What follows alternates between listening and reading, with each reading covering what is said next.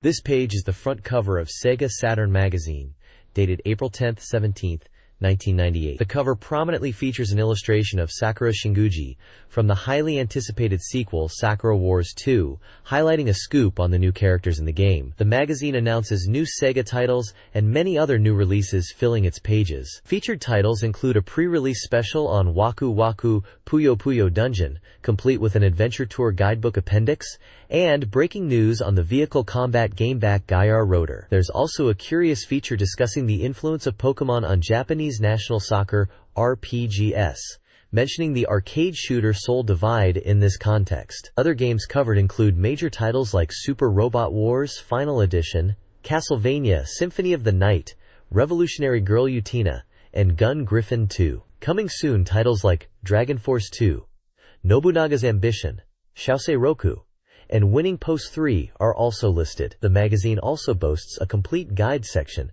covering games like The King of Fighters 97, Eve the Lost One, and Dungeon Master Nexus. A significant feature is dedicated to a complete Akihabara reader, delving into the deep zones of games, anime, and character goods in the district. The issue was priced at 380 yen. This page is a full-page advertisement for Capcom's fighting game, Vampire Savior, known internationally as Darkstalkers 3. The striking visual features a pyramid arrangement showcasing the large cast of characters from the Darkstalkers series. The ad prominently announces the game's release date of April 16th and lists the prices, noting the version bundled with the essential 4 MB RAM expansion cartridge. It clearly states that the game requires the 4 MB RAM cartridge to run on the SEGA Saturn. Small screenshots provide a glimpse of the intense gameplay.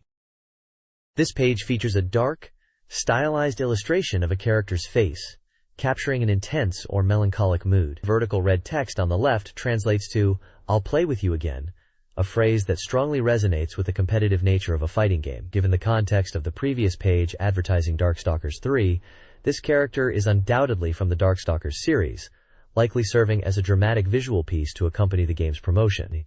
The artwork aligns perfectly with the gothic and slightly eerie aesthetic of the franchise, showcasing the series' unique character designs. The small SEGA Saturn logo confirms it's a page from the magazine.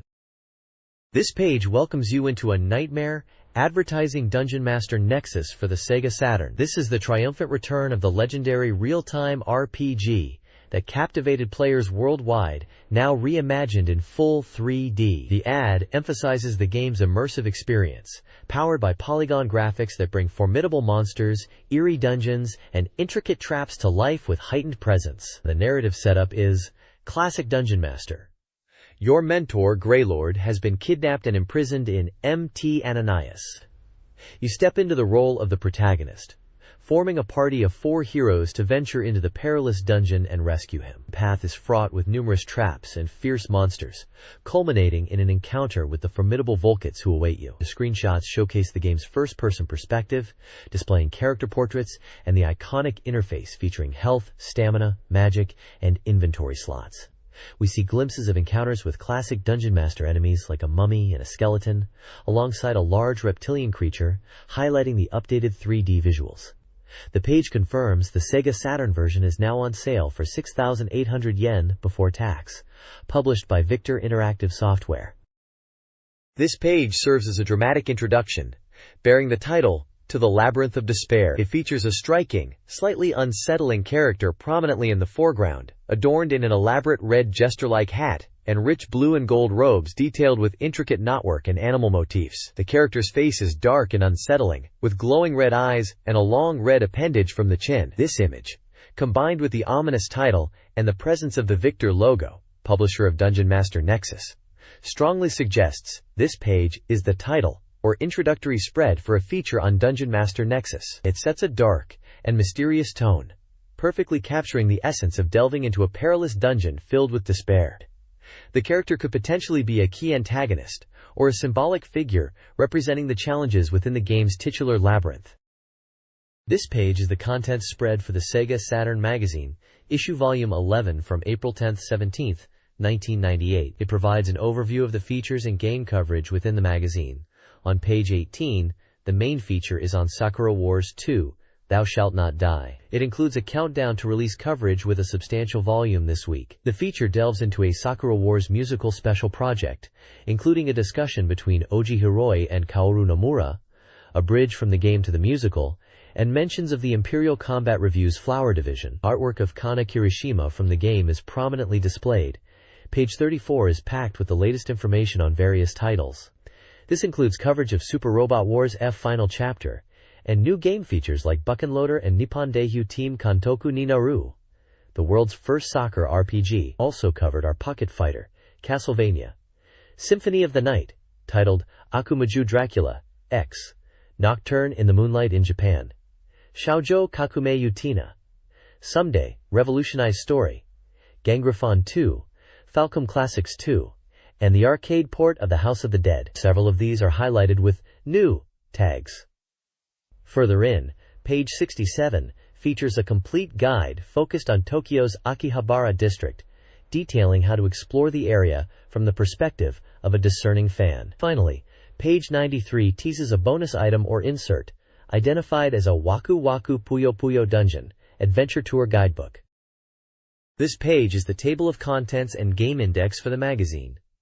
The top sections prominently display features on upcoming and recently released SEGA Saturn software. Page 129 covers new releases such as Image Fight and X Multiply, Arcade Gears, Buck Gainer Resurrected Heroes, and the survival horror title Deep Fear. Following this, page 132 details coming soon games like the highly anticipated Dragon Force 2 and Graduation 2-1, Wedding Bell.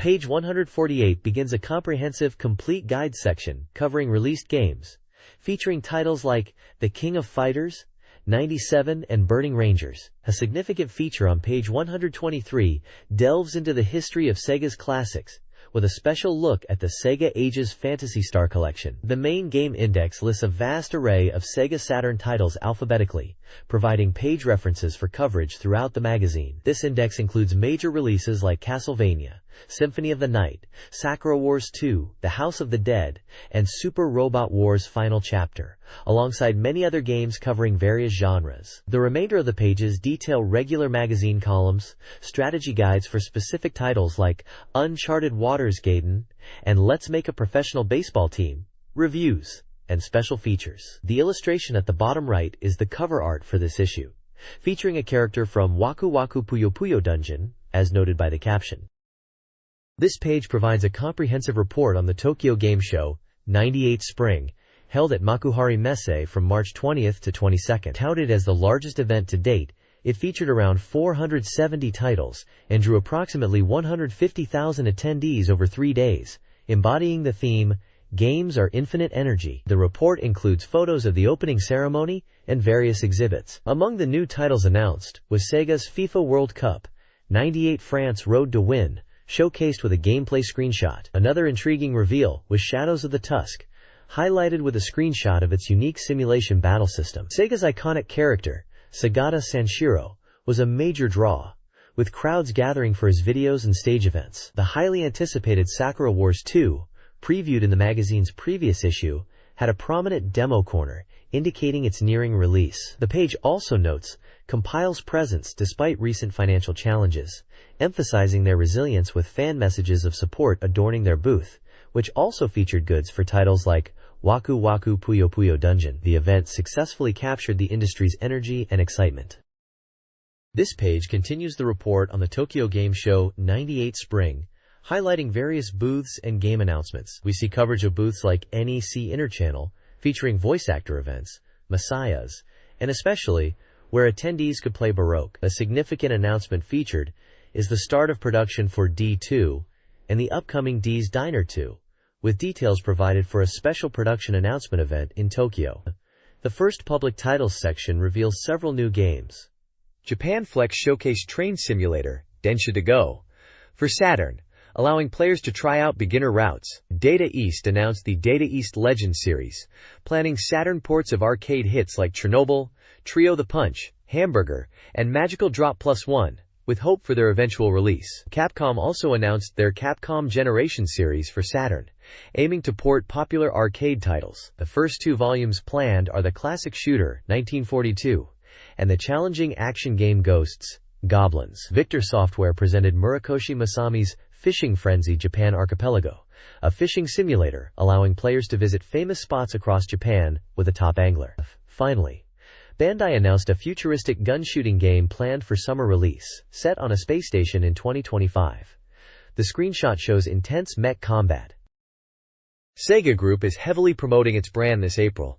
They are sponsoring the Cyber Team in Akihabara anime, with merchandise and a premiere screening. SEGA Toys has been officially established, consolidating their toy operations, including leveraging properties like Sakura Taisen. Sakura Taisen 2 releases April 4th, accompanied by extensive magazine coverage and merchandise reveals. A successful SEGA Saturn Day, themed around the House of the Dead, took place in March at Tokyo Joyopolis. Ubisoft's Tennis Arena, launching April 9th, offers a promotion sending winners to the '98 World Cup Soccer. Another SEGA Saturn Festa is planned for April 19th at Odaiba Tokyo Joyopolis, hinting at a new game or theme. This section of the magazine covers various SEGA Saturn-related news. An X-Band online soccer event for SEGA Worldwide Soccer 98 is announced, challenging players to improve their rankings. A giveaway promotes the Cleaning Master CD lens cleaner, themed around Neon Genesis Evangelion. A new video label, 5 Star, is introduced, showcasing a group of 6 girls in video releases. A music event in Nishiazabu, influenced by Neon Genesis Evangelion, features DJs and artists. Finally, the section lists new music releases, including singles and soundtracks by artists like Sarah, Puffy, Miki Imai, and Screaming and The Four Seasons. This page presents the weekly software sales ranking for the SEGA Saturn, the highly anticipated Shop Data Top 15. The introductory text notes that it's the middle of spring break, a time when Saturn owners are eager to pick up new software, and overall sales trends are on the rise this week. Taking the top spot this week as a new release is the adventure title, Even the Lost One, with strong weekly sales. Another new entry, Pia Carrot e Yukoso, debuts at number 2, a visual novel-type game popular at the time. Holding firm at third is Pro Yaku Team, Otsukuru, demonstrating consistent appeal for its baseball simulation gameplay. Last week's number 1, Dukoku Soshite, drops to 4th, while SEGA Worldwide Soccer 98, which was featured with an online event on the previous page, falls slightly to 5th, indicating players are still actively engaged with the game. Burning Rangers continues to be a solid performer in the top 10 at 6th place. Sentimental Graffiti makes a significant jump up the chart to 9th place, showing renewed popularity. The list rounds out with other familiar titles, like the long-running Pro Soccer Club, O Sukuru 2 and Sakura Wars. SEGA Saturn Collection, with classic fighting game Virtua Fighter Kids still clinging to the top 15. Each entry provides details on weekly and cumulative sales figures for the games. SEGA Saturn fans eagerly await ports and are heavily invested in current arcade trends. The User Data Top 20 reveals a strong desire for arcade fighters like Marvel vs. Capcom and RPGs, such as Final Fantasy and Dragon Quest. Other highly desired titles include D2, To Heart, Radiant Silvergun, and Xenogears. The Shop Data Top 15 showcases the most popular arcade games. Virtua Fighter 3 TB reigns supreme, with Tekken 3 and Virtua Striker 2 also highly ranked. The arrival of Virtualan Oratorio Tangram is a major event, receiving special coverage. Other notable arcade hits include The House of the Dead and Fallen Angels. The lists highlight a crossover between desired ports and popular arcade experiences like Marvel vs. Capcom and The Last Blade. This week's User Data Top 30 highlights anticipated SEGA Saturn titles. Topping the list is Sakura Wars 2, Thou Shalt Not Die, followed by Super Robot Wars F The Final Chapter and Vampire Savior. The article notes high anticipation for these titles and provides screenshots. Coming soon, games include Bakken Router, a simulation RPG, and Become the Coach of the Japan National Team, a soccer RPG. The top 30 overall shows continued interest in arcade fighting game ports like Virtua Fighter 3 and popular RPGs such as Shining Force 2, Scenario 2, and Dragon Force 2. Other anticipated games include Resident Evil 2, Castlevania, Symphony of the Night, and Pocket Fighter. Grandia Digital Museum and Pocket Fighter are also highlighted as upcoming releases, demonstrating a strong interest in sequels and diverse genre experiences. This page showcases the latest weekly reader rankings for SEGA Saturn software, covering a staggering 951 titles currently available.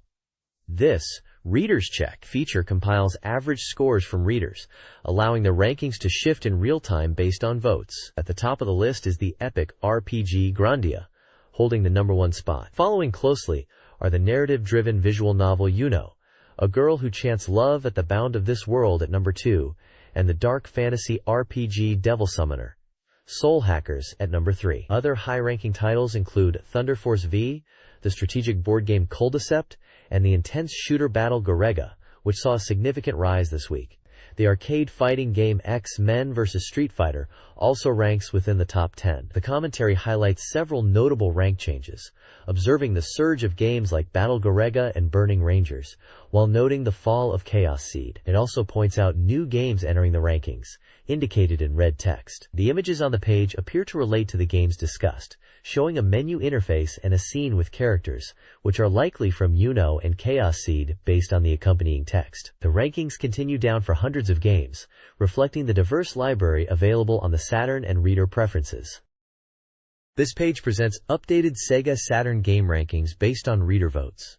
A comprehensive list details each game's rank, title, and genre. Beyond the main list, the page spotlights several reader-reviewed games. New Contending Horse Introductions features Langrisser, Dramatic Edition, a solid but challenging remake, The Legend of Heroes IV, A Tear of Vermilion, a user-friendly RPG, Photogenic, a story-driven photography game, and Gunblaze S, an RPG with visual novel elements marred by quality inconsistencies and adult content. New Dark Horse Introductions highlights Sokusei Tokai, a deep yet unpolished fighting game, and R.M.J., The Mystery Hospital, a short but compelling horror adventure.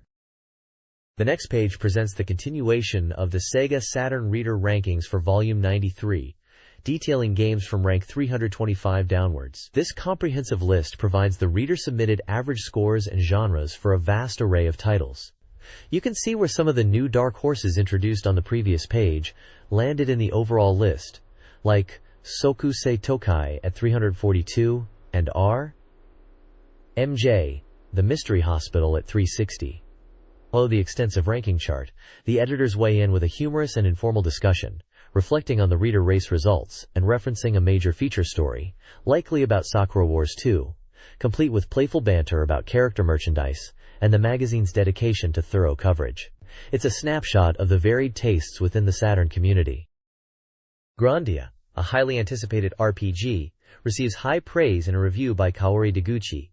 Readers give it a 9.5801 score, while staff rates it a 9.0. The review highlights the game's impressive 3D backgrounds, charming townscapes, and dynamic battle system utilizing an IP gauge. Its intricate growth system and detailed world design are also commended. Despite minor visual drawbacks and some dialogue, the reviewer emphasizes the game's overall quality, engaging story, lively characters, and excellent atmosphere. The game offers over 100 hours of gameplay.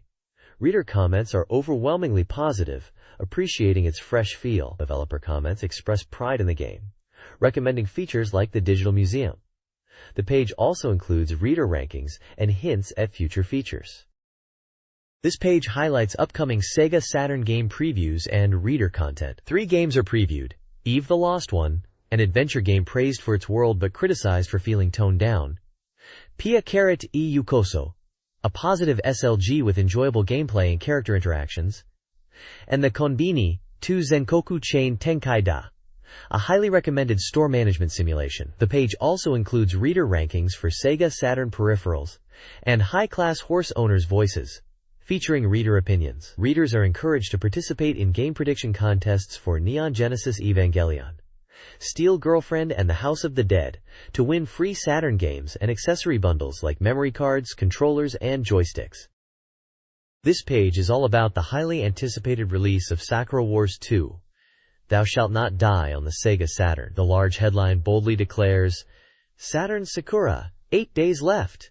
building excitement for the game's April 4th launch. The article highlights a massive 8-page feature diving deep into previously unrevealed system details, event triggers, and even Kuron's new inventions, promising unexpected surprises. Screenshots showcase character interactions and gameplay interfaces, alongside portraits of key characters like Maria, Iris, Sumire, and Kuron, each with their current mood indicated. Additionally, there's a special report on the Tokyo Game Show 98 Spring, emphasizing Sakura Wars 2's strong presence.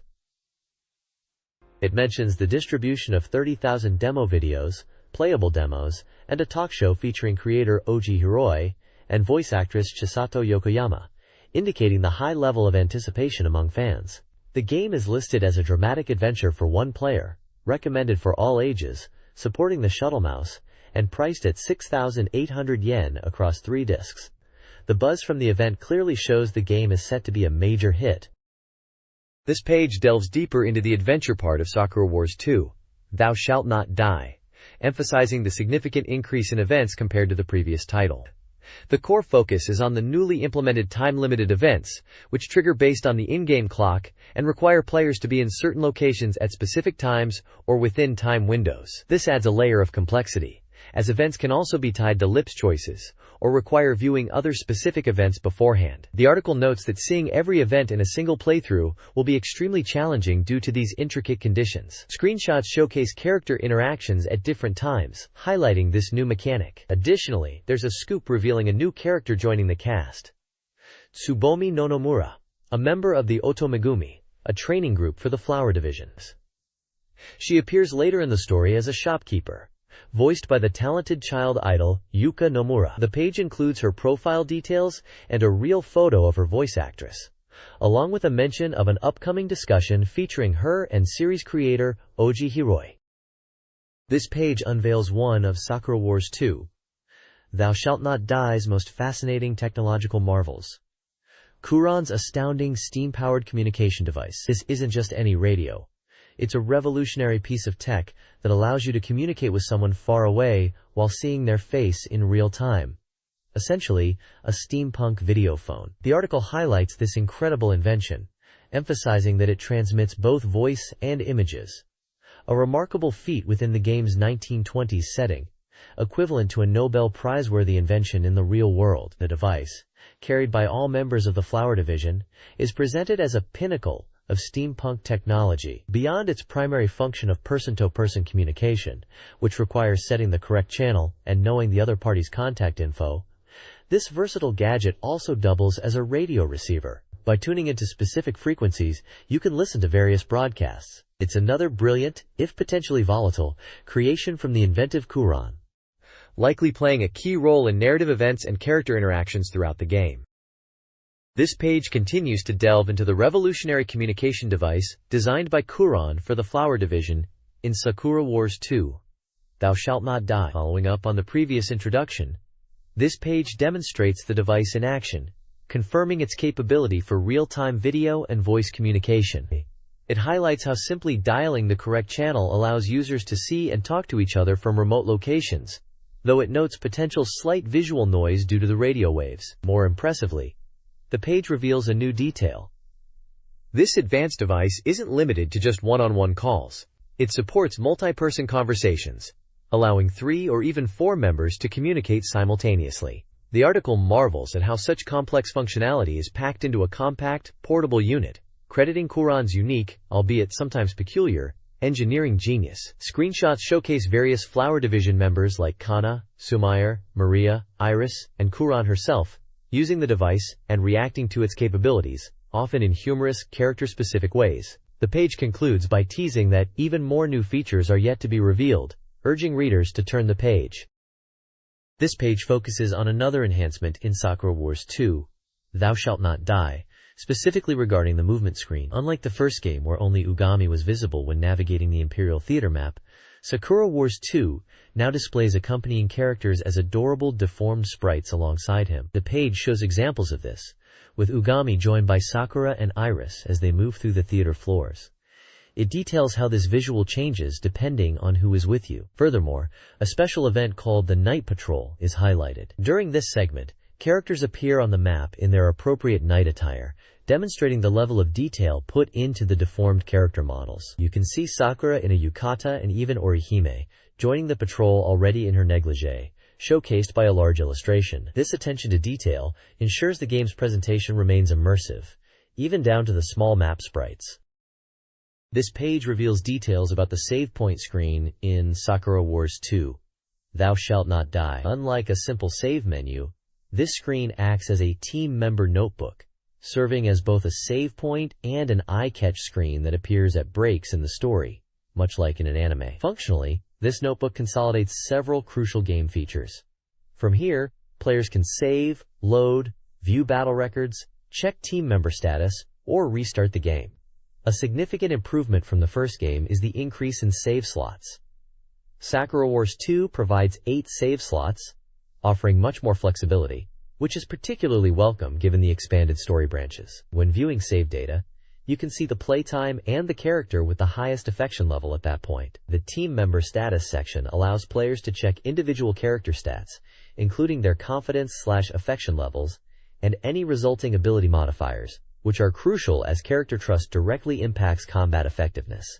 A new addition is the battle records screen, which appears to evaluate performance in combat, though the page notes it might not affect gameplay directly. Finally, this screen also serves as the gateway when starting the game from the title screen, presenting options to begin a new game, load a previous save, or access the options menu. This unified interface makes managing your game progress and checking character details very convenient. This page dives deep into the significant impact of confidence on combat performance in Sakura Wars 2, Thou Shalt Not Die. While previous issues touched upon new elements like special attacks and cooperative attacks, this mechanic is highlighted as a core element influencing battle outcomes. Unlike many other games where combat strength is tied to experience points or equipment, in Sakura Wars 2, it's the bond between the player, Azugami, and the individual team members that directly translates into combat capability. The page explains that this relationship's strength, measured as confidence, changes dynamically based on the player's actions throughout the adventure part of the game. Visually, this is reflected in the characters' portraits during battle.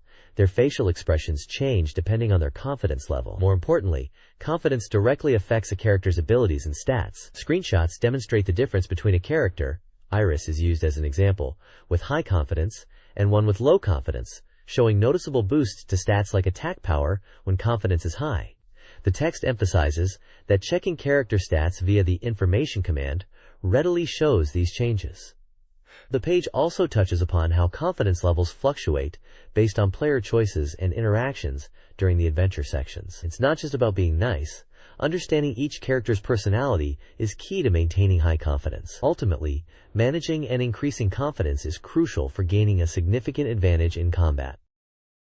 This page shifts focus to dynamic events that can occur during combat in Sakura Wars 2, Thou Shalt Not Die. The magazine confirms that, just like in the first game, specific conditions during battle, such as unit positioning or the passage of turns, can trigger unique events.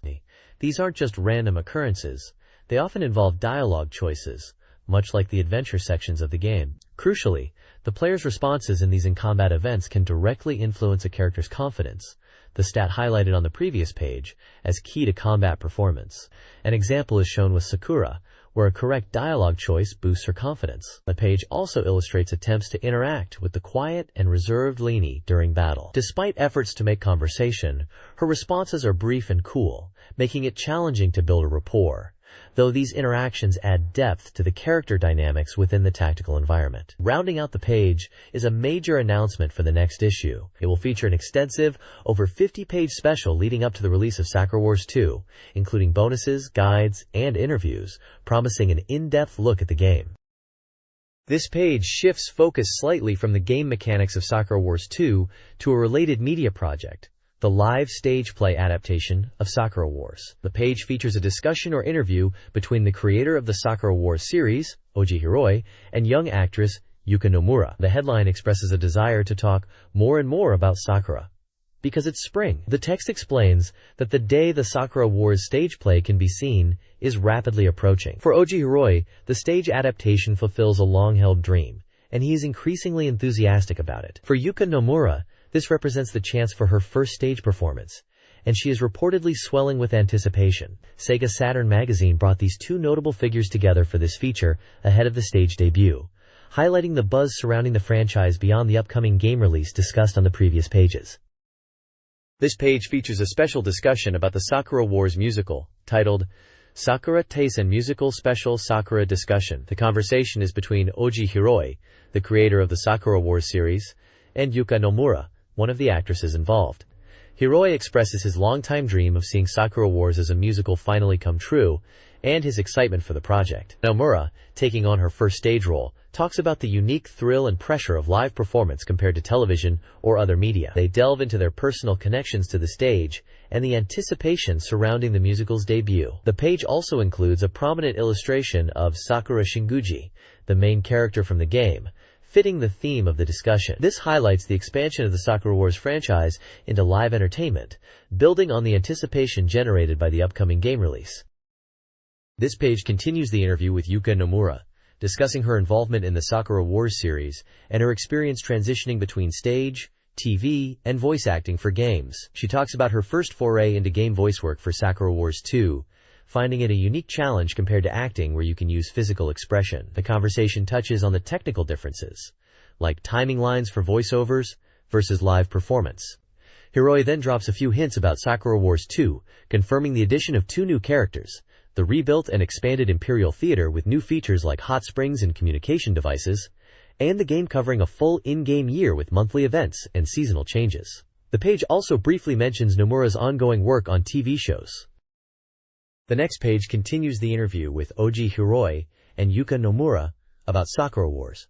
Hiroi discusses how the game covers a full year, featuring seasonal changes reflected in the character's attire and the environment, which led to a surprisingly large amount of artwork for the 3-disc game. He highlights the high-quality animation sequences handled by Production IG, creators of Ghost in the Shell, praising the visual fidelity achieved using cutting-edge film compositing techniques for incredible realism. Nomura shares her perspective on the game, noting that many players are around her age and may face similar anxieties. She feels playing Sakura Wars encourages a positive outlook on life and the importance of personal effort, urging players not to be swayed by trends but to choose their own path and see the stage play for themselves. They both emphasize the unique experience of the live stage show compared to TV, particularly the immersive atmosphere and the energy created by audience participation, which is essential for completing the show. The page also includes a brief profile of Oji Hiroi, the general producer for Sakura Wars, known for his charisma and ability to draw out the best in people. There's a giveaway announcement offering signed items from Nomura and Hiroi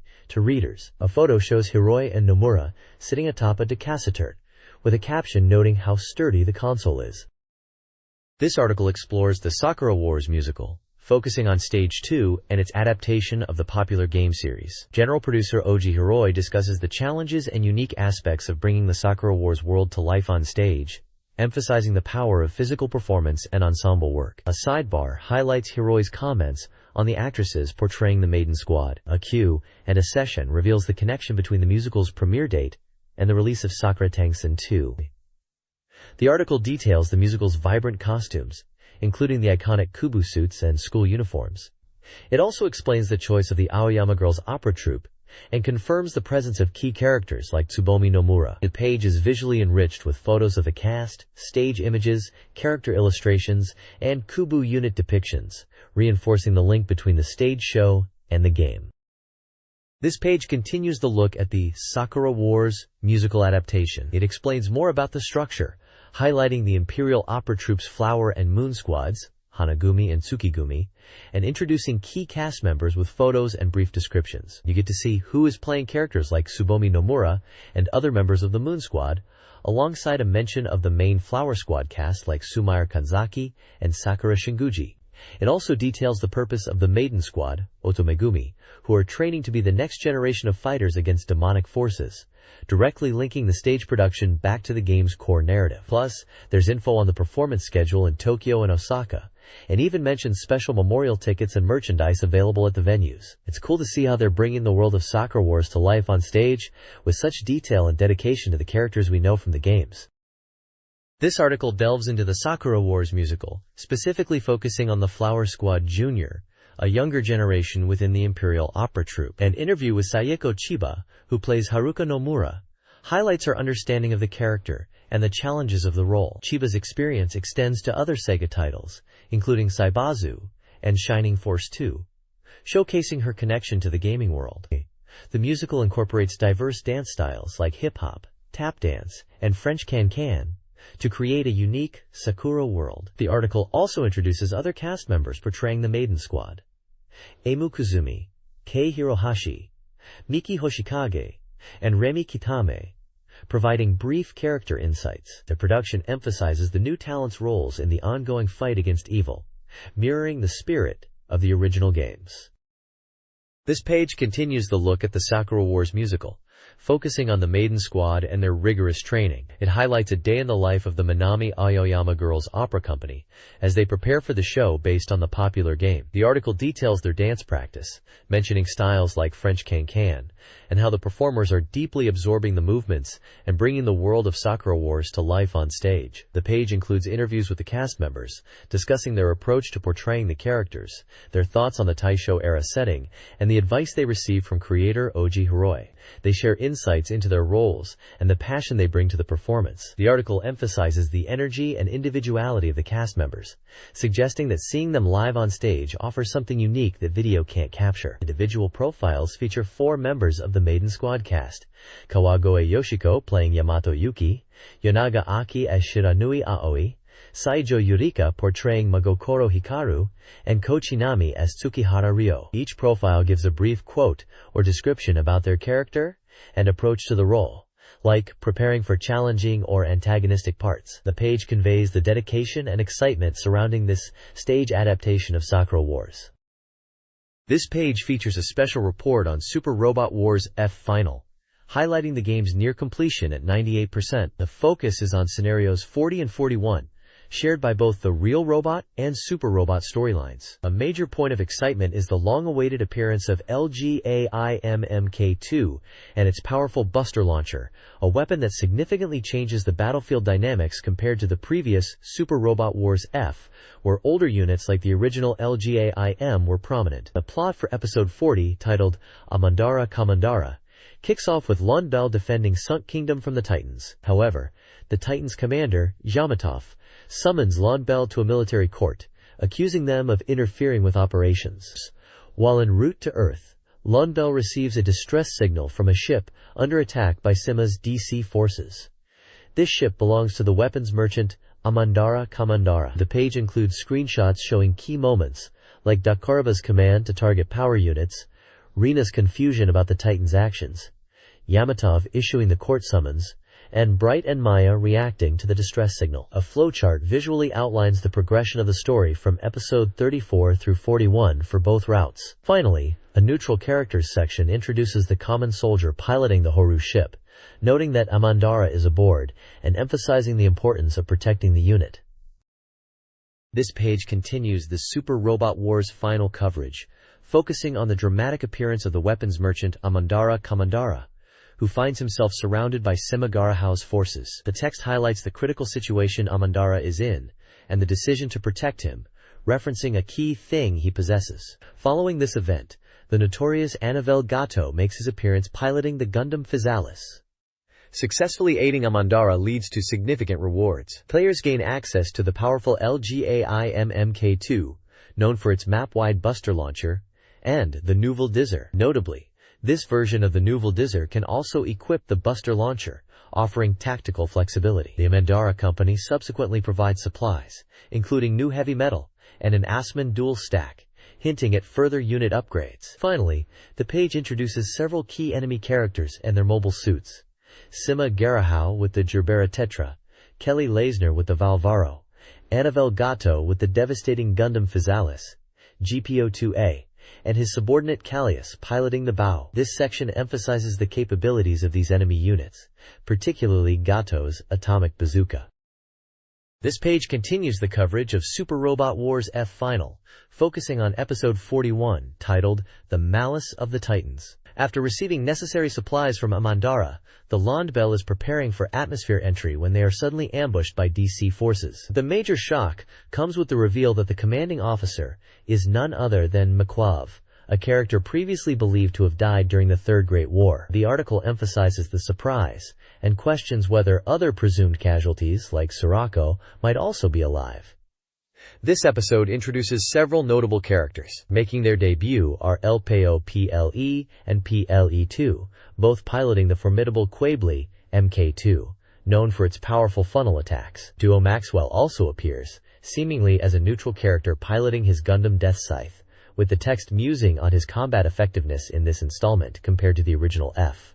On the enemy side, Mquave is the focus, surprisingly commanding a Zanzibar battleship instead of his mobile suit, the Guian, which notes results in lower attack accuracy. The stage highlights the need for strength to overcome the combined threat of the DC forces, the Poseidon military, and the hostile Titans.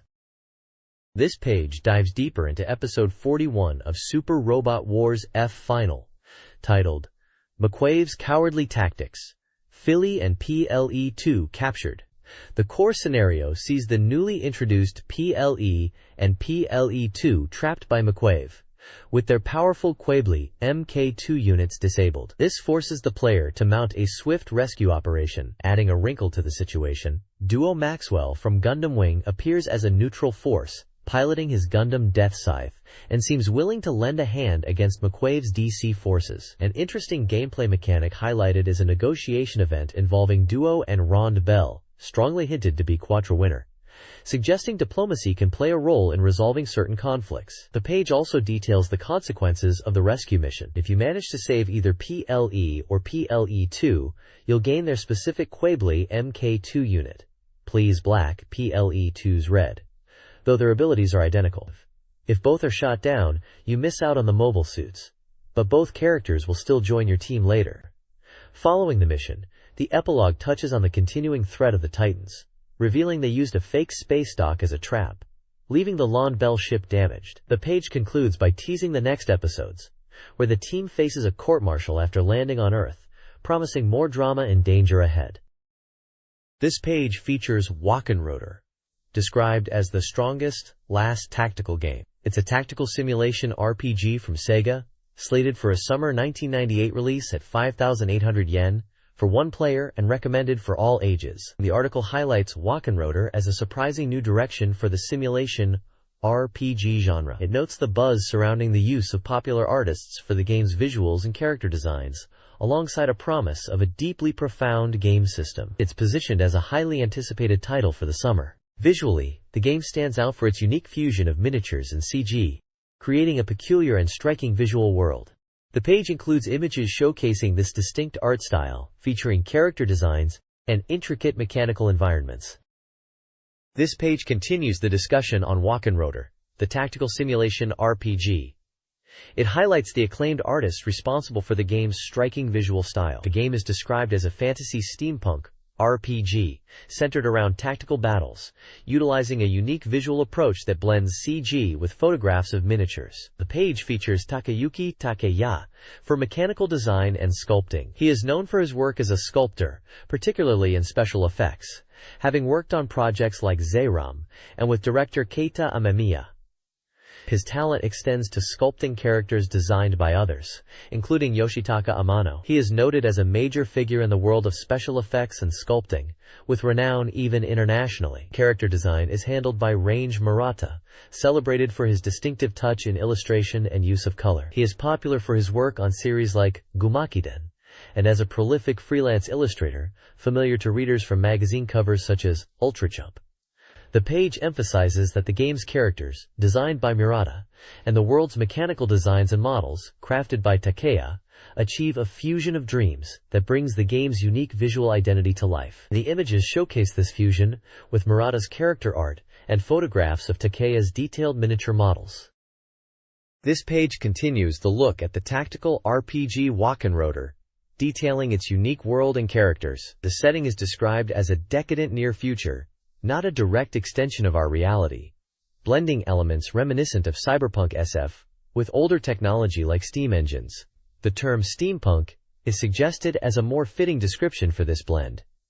While the story details are sparse, keywords like king, knight, and princess hint at a fundamental fantasy structure involving swords and magic, surprisingly basic given the complex visual style. The world itself is depicted as beautifully crafted by the art team, with particular note taken of the effective use of miniature models in the game's visuals, leaving one curious how they are incorporated into gameplay. The atmosphere is certainly well realized. The main characters are introduced, including the protagonist, a young man aiming to become a knight in the kingdom to fulfill a promise to his sister, specializing in sword combat, and noted for a subtle, melancholic air. The heroine is a naive princess who is a master of bare-handed martial arts, raising questions about why she is involved in battles. Gameplay hints include a black market system where players can exchange items, and glimpses of interface elements like a hot meter, and item lists featuring weapons or equipment like the powerful but high-recoil freezer. The page also features the distinctive character designs and mentions the presence of suspicious mecha in this intriguing cyber fantasy world. This page delves further into the unique world and mechanics of Walkenroder. It highlights a key aspect of the game's steampunk setting. The weapons themselves contain built-in steam engines. Attacking generates heat, which can then be utilized for powerful moves, suggesting a tactical layer related to heat management, possibly tied to the meter seen in the interface. The battle system is confirmed to be a full polygon tactical battle. While the core gameplay is strategic movement and action on a map, the combat sequences are presented cinematically using 3D models, rather than being a direct action or fighting game. Character actions and visual effects vary depending on the weapons used, offering diverse combat patterns. The stunning character designs, like the martial artist heroine previously mentioned, are showcased with flashy, polygonal moves. The backgrounds are also rendered in 3Ds, contributing to the game's striking visual presentation. This page delves into the strategic depth offered by Walkenroder's unique map design. The core gameplay is a tactical simulation game played out on a tactical field. While turn-based and easy to grasp, the map-clear conditions go beyond simply defeating all enemies, incorporating various story-specific objectives. Crucially, the maps are not flat but are displayed in full 3Ds. This allows for changes in viewpoint and zooming, enabling players to thoroughly examine the intricate details of complex maps. The game features what's described as 3D puzzle-like maps, emphasizing elevation differences. Having the concept of height means attacking from higher ground is naturally advantageous. The maps have a layered structure, with mentions of multi-story levels. This requires logical deployment strategies, perhaps using ranged units on higher floors, and melee on the ground level. Beyond simple geometry, the maps incorporate various gimmicks expressed in 3Ds, such as interactive elements like doors and diverse mechanisms. These are fully rendered visually through the game's 3D graphics. Characters execute actions, and various visual effects, sometimes quite large-scale, are displayed. The potential appearance of giant mechs is also teased. The screenshots showcase the isometric tactical view, highlighting the multi-level structures and the character models on the map. One image also clearly shows the map clear condition interface, confirming the diverse objectives. A rendered model of one of the characters is also featured.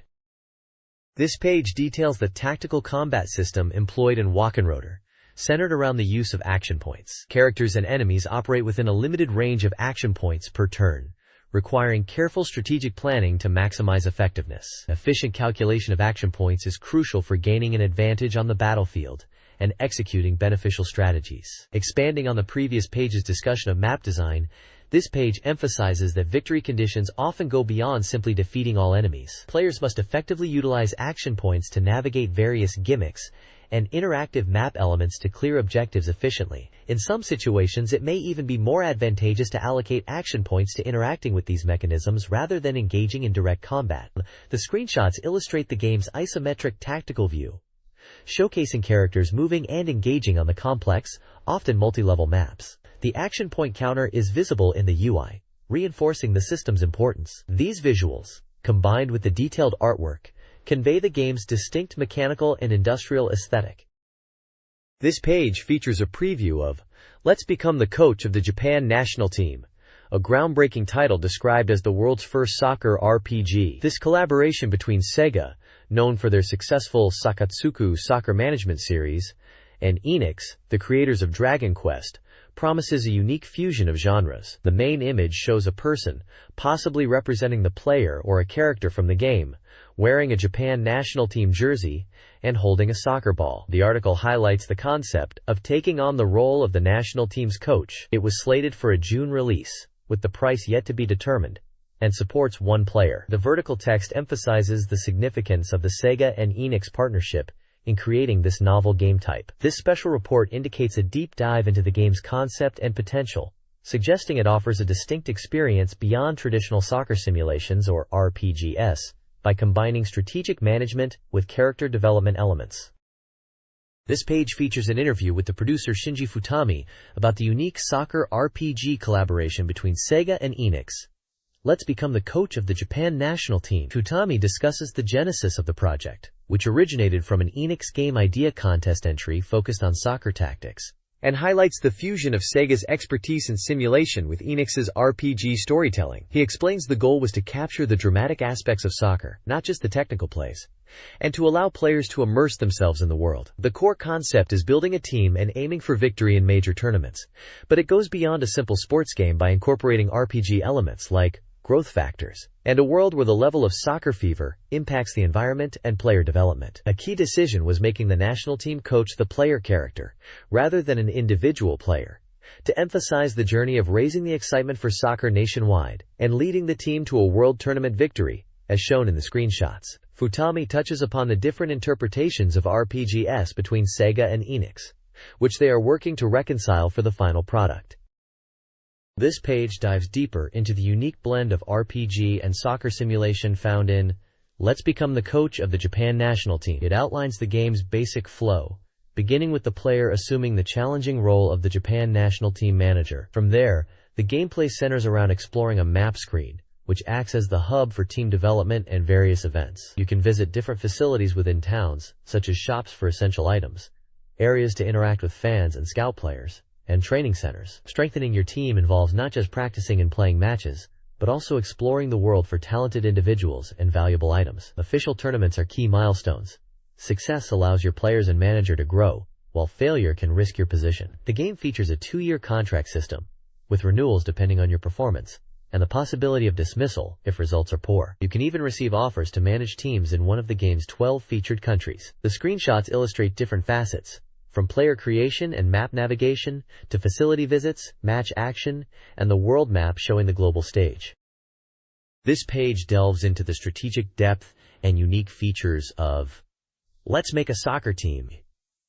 It highlights how different nations possess distinct soccer cultures and national characteristics that influence the play style and tactical requirements expected of the manager. Match scenes are presented with polygonal graphics, noted for their realism. The emphasis isn't just on the visuals, but on how individual players think and execute tactical plans in real time. Player development is crucial, achieved through training camps that improve both teamwork, linked play proficiency, and individual skills, alongside gaining experience from matches. Scouting is also essential for finding new talent.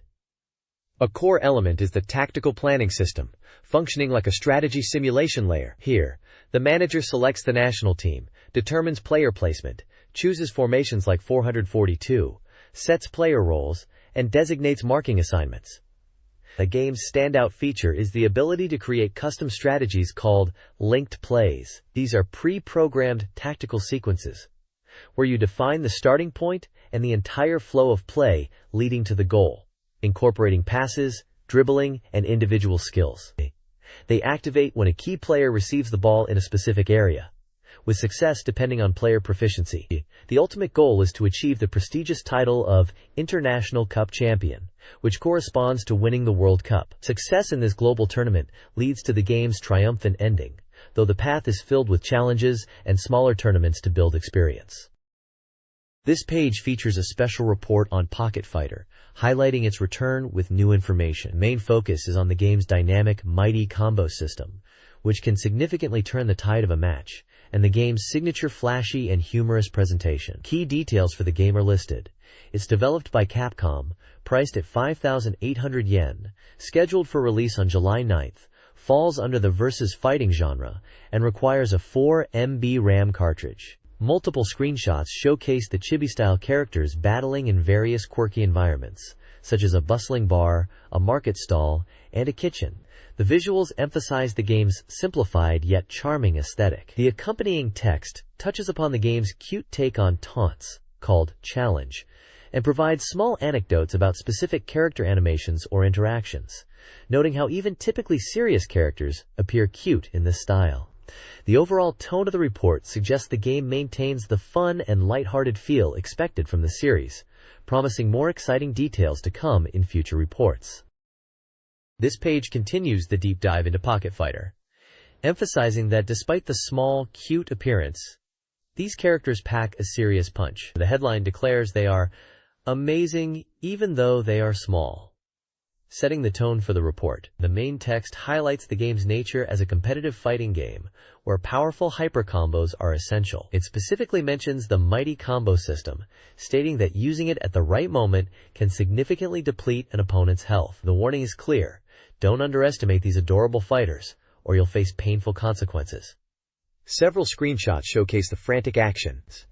We see characters like Ken facing Tessa on a grand staircase, Felicia battling Chun-Li in a busy Chinese street scene, and Ryu clashing with Zangief on a sunny beach. Other shots featured Dan versus Sakura, Morrigan using her darkness illusion technique, and Ryu encountering Xienko in a snowy environment, with text snippets describing specific moves or stage interactions like busy traffic or weather effects. A notable section focuses on the PlayStation version's Sukkot Fighter mode, which allows players to create custom characters. The article expresses excitement for this feature and raises the crucial question of whether this innovative mode will be included in the upcoming Saturn release, leaving players eagerly awaiting further details. The page overall reinforces the game's blend of charming visuals and deep fighting mechanics. This page dives into the highly anticipated Saturn release of Castlevania Symphony of the Night, heralding the revival of the series with a beautiful and treacherous new adventure. The main focus is on the protagonist, Alucard, and how this entry marks a significant shift from previous games by incorporating RPG elements. The article emphasizes that Alucard grows stronger by gaining experience from battles and leveling up, increasing his stats like attack and defense, making combat more advantageous. This growth system is highlighted as a key difference and a feature that makes the action accessible even to those less familiar with the genre. Exploration is presented as the heart of the game. Unlike linear action titles, Symphony of the Night offers a vast, sprawling Dracula's castle filled with secrets. Players are encouraged to meticulously explore every corner to uncover hidden paths and powerful items. The freedom to choose your path, whether methodically searching or rushing through, is called out as a major appeal. Screenshots show Alucard in action, a glimpse of the inventory and stat screen, a section of the sprawling map, and an area labeled Underground Garden, underscoring the scale and variety of the castle. The report touches on the Saturn version, noting it's a high-quality port that includes original elements not found elsewhere, offering a rich experience at an attractive price point. It positions the game as the series' first true exploration-focused action RPG. The SEGA Saturn port of Castlevania Symphony of the Night, subtitled Beautifully Resonating Nocturne in the Moonlight, offers a complete port plus alpha experience. It retains the PlayStation version's content while introducing exclusive features. Key additions include 2 playable characters, Richter Belmont and Maria Renard, joining Alucard.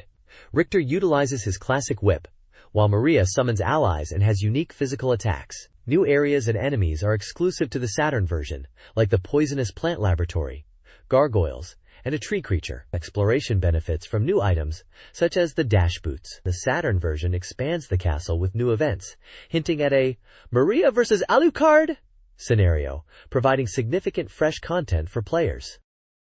This page features a special report on the upcoming SEGA Saturn adventure game, Revolutionary Girl Utena, the story where one day revolution will happen. It's exciting to see this iconic series come to the Saturn. Scheduled for release on May 28 and priced at 6,800 yen, this one-player adventure title is recommended for all ages. The page showcases beautiful artwork of the main characters, including Utena Tenju, Anthi Himamiya, and members of the Student Council. Following the anime's legendary final episode, this game promises new information that has been eagerly awaited. The extensive voice recording has been completed, and a countdown to the release date has begun. We're treated to new game visuals and comments from the voice actors. A special bonus is announced. 3 original trading cards featuring newly drawn illustrations will be included with the game. The page also includes a photo of the voice cast and staff, celebrating the completion of the dedicated recording process. It's clear the team put their heart into bringing Utina's world to life on the Saturn. This page delves deeper into the upcoming Revolutionary Girl Utena game on the SEGA Saturn, featuring insights directly from the voice cast. Following the successful completion of voice recording, 3 key actors share their thoughts on the game and their characters. Yuri Shiratori, the voice of Anthy Himemiya, remarks that Anthy remains true to her my-pace nature from the TV series, with interesting interactions with Akio.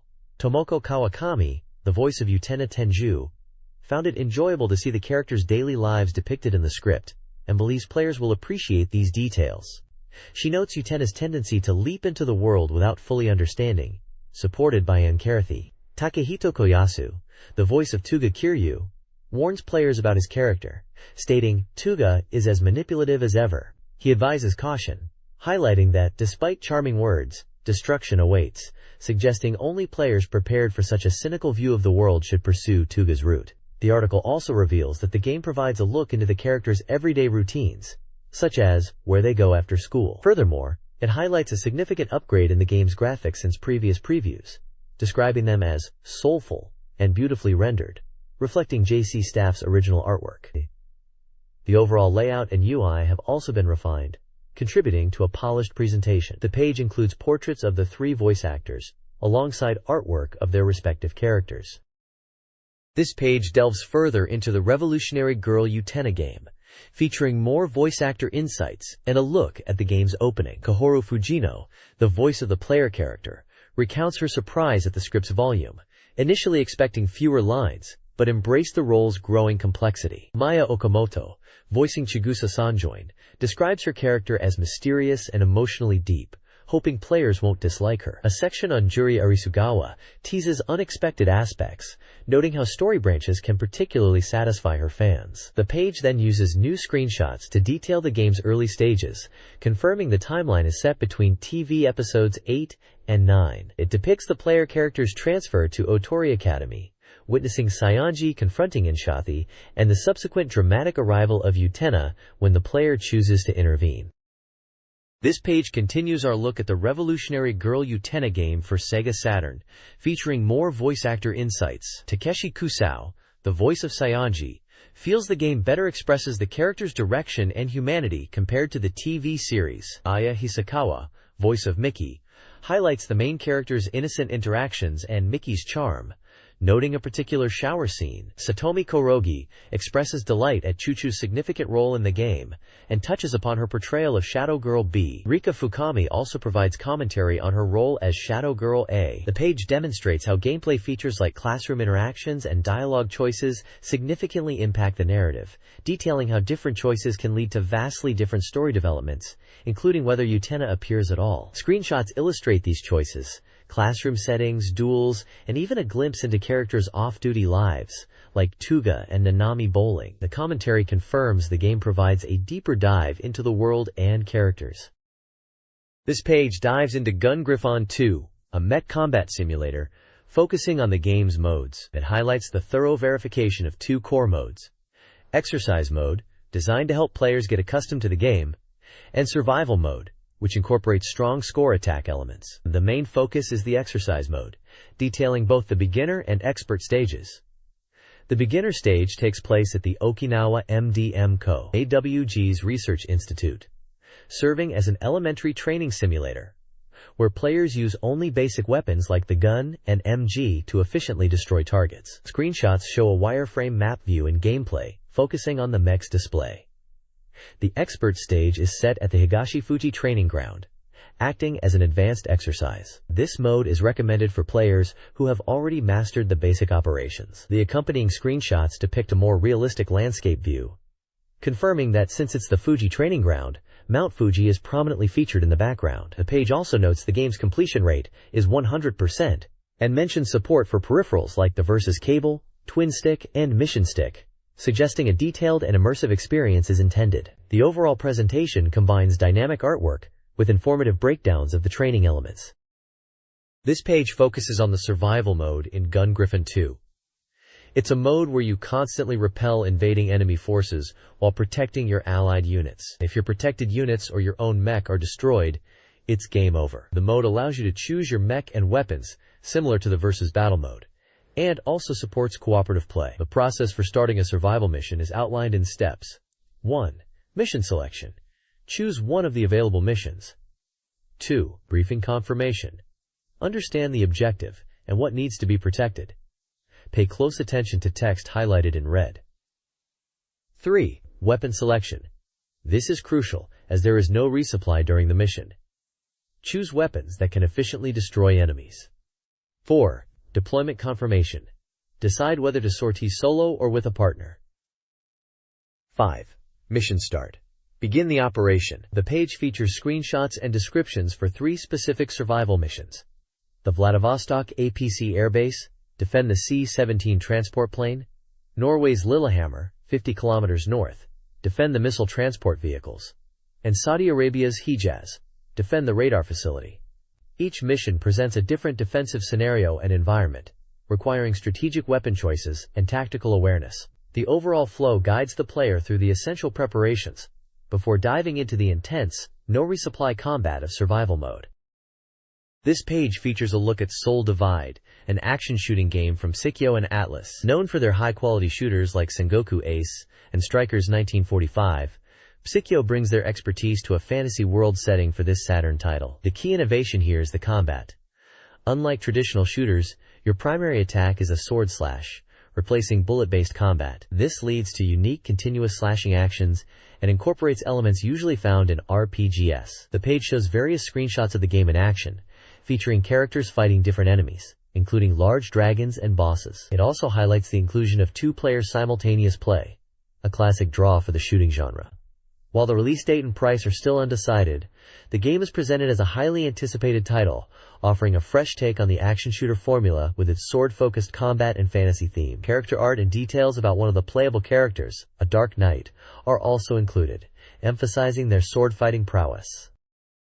This page delves further into the fantasy action shooter Soul Divide. It highlights how the story unfolds based on the player's choices, with your decisions shaping the narrative. The game features 3 distinct protagonists, each with their own motivations and starting points, leading to varied stage progression depending on who you choose. The page introduces 2 more playable characters: Tiora, a great mage who guards the Temple of Light and is skilled in ancient magic and summoning, and Kashan, the fastest character with long-reach weapons, seeking vengeance for his father. Alongside the previously shown character, these 3 heroes face the crisis brought about by the Demon King, Ifrit Qatar, and his endless hordes.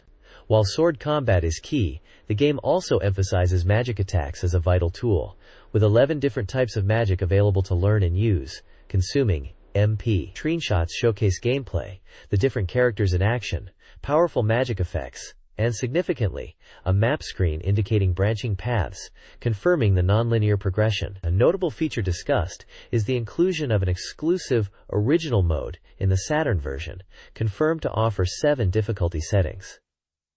This suggests the Saturn release is more than just a simple port, adding new content for players. This page previews the upcoming Falcom Classics 2 compilation and the classic adventure game Azteca 2. Temple of the Sun. The page highlights the influence of fan feedback on the Falcom Classics 2 selection, showing a ranking of fan-requested ports, where YS2 topped the list. Falcom Classics 2 is set to include games from the legendary developer, with a focus piece on YS2. Ancient YS Vanished, the final chapter. Described as a landmark in RPG history, YS2 continues the story of the first game, resolving its mysteries. The Saturn version incorporated player feedback from the previous release and added magic elements, evolving its action RPG gameplay. Also featured is Azteca 2, Temple of the Sun, an adventure title praised for its innovative system. The game allowed players to interact with the environment directly by clicking on graphics and used icon-based commands, groundbreaking for its time. Set against the backdrop of an ancient civilization and its ruins, the gameplay centers around solving puzzles and effectively using items to progress. Falcom Classics 2 is scheduled for a November '98 release from Victor Entertainment and Nihon Falcom, categorized as an action RPG/adventure game for 1 player. The page includes screenshots from both YS2 and Azteca 2, showcasing their distinct visual styles and interfaces. This page features an interview discussing the release of Falcom Classics 2 on the Sega Saturn, featuring Mr. Yamazaki from Nihon Falcom and Mr. Oki from Victor Entertainment. They explain that the compilation, which includes YS2, Ancient YS Vanished, the final chapter, and Azteca 2, Temple of the Sun, was largely driven by strong user support and feedback following the success of the first Falcom Classics. YS2 was a highly requested title based on fan polls. Azteca 2 was chosen to showcase Falcom's strength in adventure games, contrasting with their recent RPG releases on the Saturn. They mention Azteca 2's unique map movement system and how it was considered an adult game due to its focus on scenario and system complexity. Mr. Oki clarifies why Sorcerian, another fan favorite, wasn't included despite ranking second in polls. The main reason was capacity limitations on the Saturn disk. YS2 alone requires significant space, with its larger map, animations, and voice acting, including Sorcerian's multiple scenarios, would have exceeded the limit and potentially overwhelmed players. Despite the looming next generation of consoles, they affirm commitment to the Saturn, stating they cannot simply abandon YS2, and believe the platform still has several years of software life left. They hint that success with YS2 could pave the way for YS3 on the Saturn as well. The developers express excitement for user reactions to the release and their enjoyment of these classic titles. This page dives deep into the Sega Saturn port of the arcade hit, The House of the Dead, which is finally released. The report highlights its 100% completion and support for light guns and 12 players. It provides details on stages 3 and 4, including a map diagram for Stage 3. Stage 3 is described as featuring a large fork and a small fork, with a significantly increased number of zombies as you progress deeper into the level. The diverging point A involves choosing between two elevators, each leading to a different path, dependent on which switch you shoot. The page also features a special interview with staff members involved in the arcade version. They discuss the transition from the Model 2 arcade hardware to the Saturn, acknowledging the differences but expressing satisfaction with the resulting port, noting improvements in certain aspects compared to the original arcade version, particularly concerning enemy display and animation quality. They mention the initial plan for a Saturn-exclusive boss mode, which unfortunately couldn't be included due to time constraints. The interview also confirms that the two additional characters present in the Saturn version were originally from the arcade game. Overall, they feel the Saturn port is well made and encourages players to try it, noting that some interesting hidden elements are included. This page continues the special report on the House of the Dead for the Sega Saturn.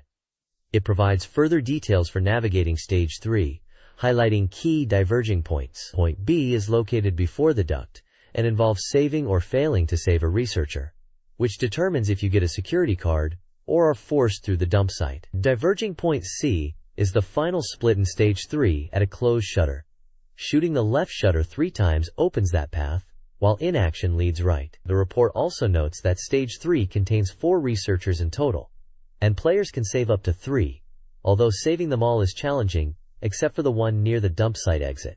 The Stage 3 boss, known as the Hermit, is discussed, with the strategy focusing on aiming for its head and rapid firing rather than complex dodging, suggesting it can be defeated relatively easily by mashing the fire button. The bottom section concludes the interview with the development staff, who expressed satisfaction with the Saturn port, stating it is significantly improved from the trial version and feels faithful to the arcade original despite the hardware differences. They confirm details about characters like Logan and Sheg, and mentioned the 2 extra characters in the Saturn version were indeed part of the arcade game's original concepts.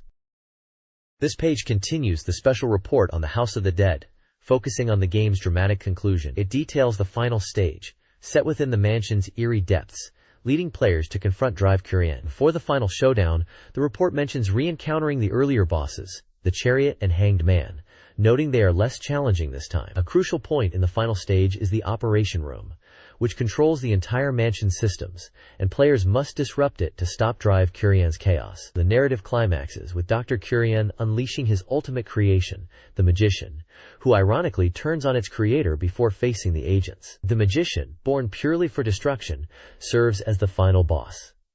Its attacks start with powerful fireballs and shift to direct physical assaults as it weakens. The report emphasizes targeting the Magician's armored weak points during these close-range attacks. Various screenshots throughout the page illustrate these late-game moments, including the Operation Room, Drive Curien's demise, and the terrifying form of the Magician. This page is the third installment of the deluxe Super Robot Lab feature. It starts by building excitement for the upcoming release of Super Robot Wars Final Chapter, encouraging fans to send in their support as the game's launch is just about a month away. A significant section is dedicated to Mobile Fighters Dig Gundam, highlighting its distinct world compared to traditional Gundam series, and the debate among fans about whether it even qualifies as Gundam. It delves into the passionate story of Domon Kashu chasing his master, Master Asia, around the world participating in the Mobile Fighter Tournament, and the dramatic events that unfold when they reunite. The page also recommends the Z Gundam Setting Material book, which was released to commemorate the PlayStation version of Z Gundam. This book is highlighted as a valuable resource for Super Robot Wars players and Mobile Suit fans alike, detailing the units, pilots, and weapons featured in the game, including key mobile suits like the Z Gundam, the O, and Rick Dias. The fan corner showcases contributions, including an illustration of a full-armor Hayaku Shiki custom, and a relatable manga depicting the agony of losing save data in Super Robot Wars Final Chapter. There's also a quote section featuring a maxim derived from the game's themes. Finally, the page includes a call for more fan postcards and illustrations for future features. This page is the vibrant cover of SEGA Saturn Magazine, prominently featuring a massive special feature dedicated to the release of Sakura Wars 2, Thou Shalt Not Die. The cover is dominated by dynamic artwork of the game's protagonists, Sakura Shinguji and Lenny Milchstrasse, highlighting the title's theatrical and action elements. The magazine boasts a colossal 52-page feature that is touted as the complete feature, and the world's fastest and heaviest volume of information on the game, released on April 3rd. It promises detailed coverage, a guide to the early stages, an introduction to the world of Sakura Wars for newcomers, and developer insights into key aspects of Sakura Wars 2. Adding to the excitement are two special appendices: a large drawn poster and an original sticker sheet, described as particularly useful, possibly for the power memory save cards. The issue also compiles information on the latest Sakura Wars goods, and includes a large prize giveaway. Beyond the main event, the cover highlights features on other notable titles. Fans of mecha combat can look forward to coverage on the concluding chapter of Super Robot Wars F and Mobile Suit Gundam Giran's Ambition. There's also a feature on Japan Representative Team Manager, a unique soccer RPG. The magazine title, issue date of April 17, 1998, and price of 450 yen are clearly displayed, signifying this special issue's focus on major upcoming and recently released Saturn titles. This page is the introduction to a major special feature titled Complete Akihabara Reader 98. It's billed as a journey from the PC town to the deep zone of game, anime, and character goods. The image captures the vibrant, bustling atmosphere of Akihabara in 1998, showcasing the tall buildings, neon signs, and busy streets that characterize the district. The accompanying text describes the scene on a typical Thursday release day, with groups of people carrying posters and navigating the crowded stores. It highlights the transition of Akihabara from just a computer district to a sprawling hub for games, anime, and character merchandise. The author notes the constant change, the ascent to character goods shops hidden on upper floors, and how the entire town has effectively become a theme park, a wonderland of games and anime culture that is ever expanding. The photo is credited to Reiji Kasai, perfectly setting the stage for an in-depth look at this cultural epicenter. This page dives into the deep zone of Akihabara, with a catalog showcasing killer products found in the district's hobby shops. It's presented as a treasure trove, where enthusiasts can find everything from retro game consoles to niche fan-made goods. The catalog is divided into game-related and doujinshi-related sections. The game section features classic consoles like the Super Cassette Vision, Puta MK2, and Epoch's Cassette Vision, alongside Sega systems like the Master System, the Mega Adapter, allowing Genesis/Mega Drive to play older cartridges, and the Multi-Mega CDX. It also highlights sought-after games like Phantasy Star and Alesti for the Master System, GG Alesti for the Game Gear, and even a recent arcade board like Red Earth, Warzard. This truly shows the breadth of gaming history available. The doujinshi section reveals the vibrant fan community, showcasing fan-made games for Windows 95, including RPGs, visual novels, and shooters, often featuring popular anime or game aesthetics. It also displays doujinshi and art books, CG collections like Asterisk 2 and Interrupt, character goods like Tokimeki memorial glasses and sentimental graffiti pins, plus official merchandise like Evangelion cards, robot model kits, and an Atelier Marie art file. The page captures the unique blend of mainstream and underground culture that defined Akihabara, emphasizing that you could find rare classics and unique fan creations side by side. A small tip is included, mentioning places to find bargain games in Akihabara. The next page continues the deep dive into Akihabara's offerings, shifting focus from games and doujinshi to anime and character goods. The top section features a variety of anime and tokusatsu video releases available, including full-series box sets of classics like Ideon, Astro Boy, noted as Japan's first continuous TV anime series, Urusei Yatsura, Quilum, Silver Mask, Rainbow Man, and Mazinger Z. Also highlighted are releases for Mysterious Great Strategy and Thunderbirds. These are presented primarily in LD and VHS formats, often as expensive, complete sets. The bottom section is dedicated to character merchandise, showcasing the breadth of items available to fans in Akihabara. This includes detailed figures like the Revolution Girl Utena and Akari figures, a large Tetsujin 28 Go Gigantor figure, and collectible dolls like Hoshino Ruri from Martian successor Nadesico. The page also displays practical goods such as an Evangelion wristwatch, a Sakura Tyson, Sakura Wars, pocket watch, and replica school uniforms from series like Toheart and Sentimental Graffiti. You can also see various trading cards, art cards, telecards, including Evangelion designs, character posters, and even images of prize machines, UFO catchers, featuring anime characters, illustrating the many ways fans could collect items related to their favorite series in the district. This page truly captures the vibrant and diverse world of anime and character goods thriving in Akihabara. The next page serves as a comprehensive guide to shopping in Akihabara, focusing entirely on where to find games, anime, doujinshi, figures, and related merchandise. Building on the previous pages that showcase the variety of goods available, this section provides a detailed directory of numerous shops within the district. It lists a wide range of retailers, from large chains like Animate, Softmap, and Toranoana, covering comics and doujinshi, to more specialized stores dealing in PC games, retro hardware, trading cards, figures from Kyoto and others, and general character goods. Each entry includes practical information essential for navigating the area, such as the shop's specialty, map location codes, phone numbers, addresses, operating hours, and holidays. This makes it an indispensable resource for anyone looking to explore Akihabara's vibrant subculture scene and track down specific items. This page presents a complete map of Akihabara, declaring, "If you have this, you'll be all right." It emphasizes that Akihabara is a theme park, stating that with this map, whether it's games, anime, or doujinshi, everything can be found in Akiba.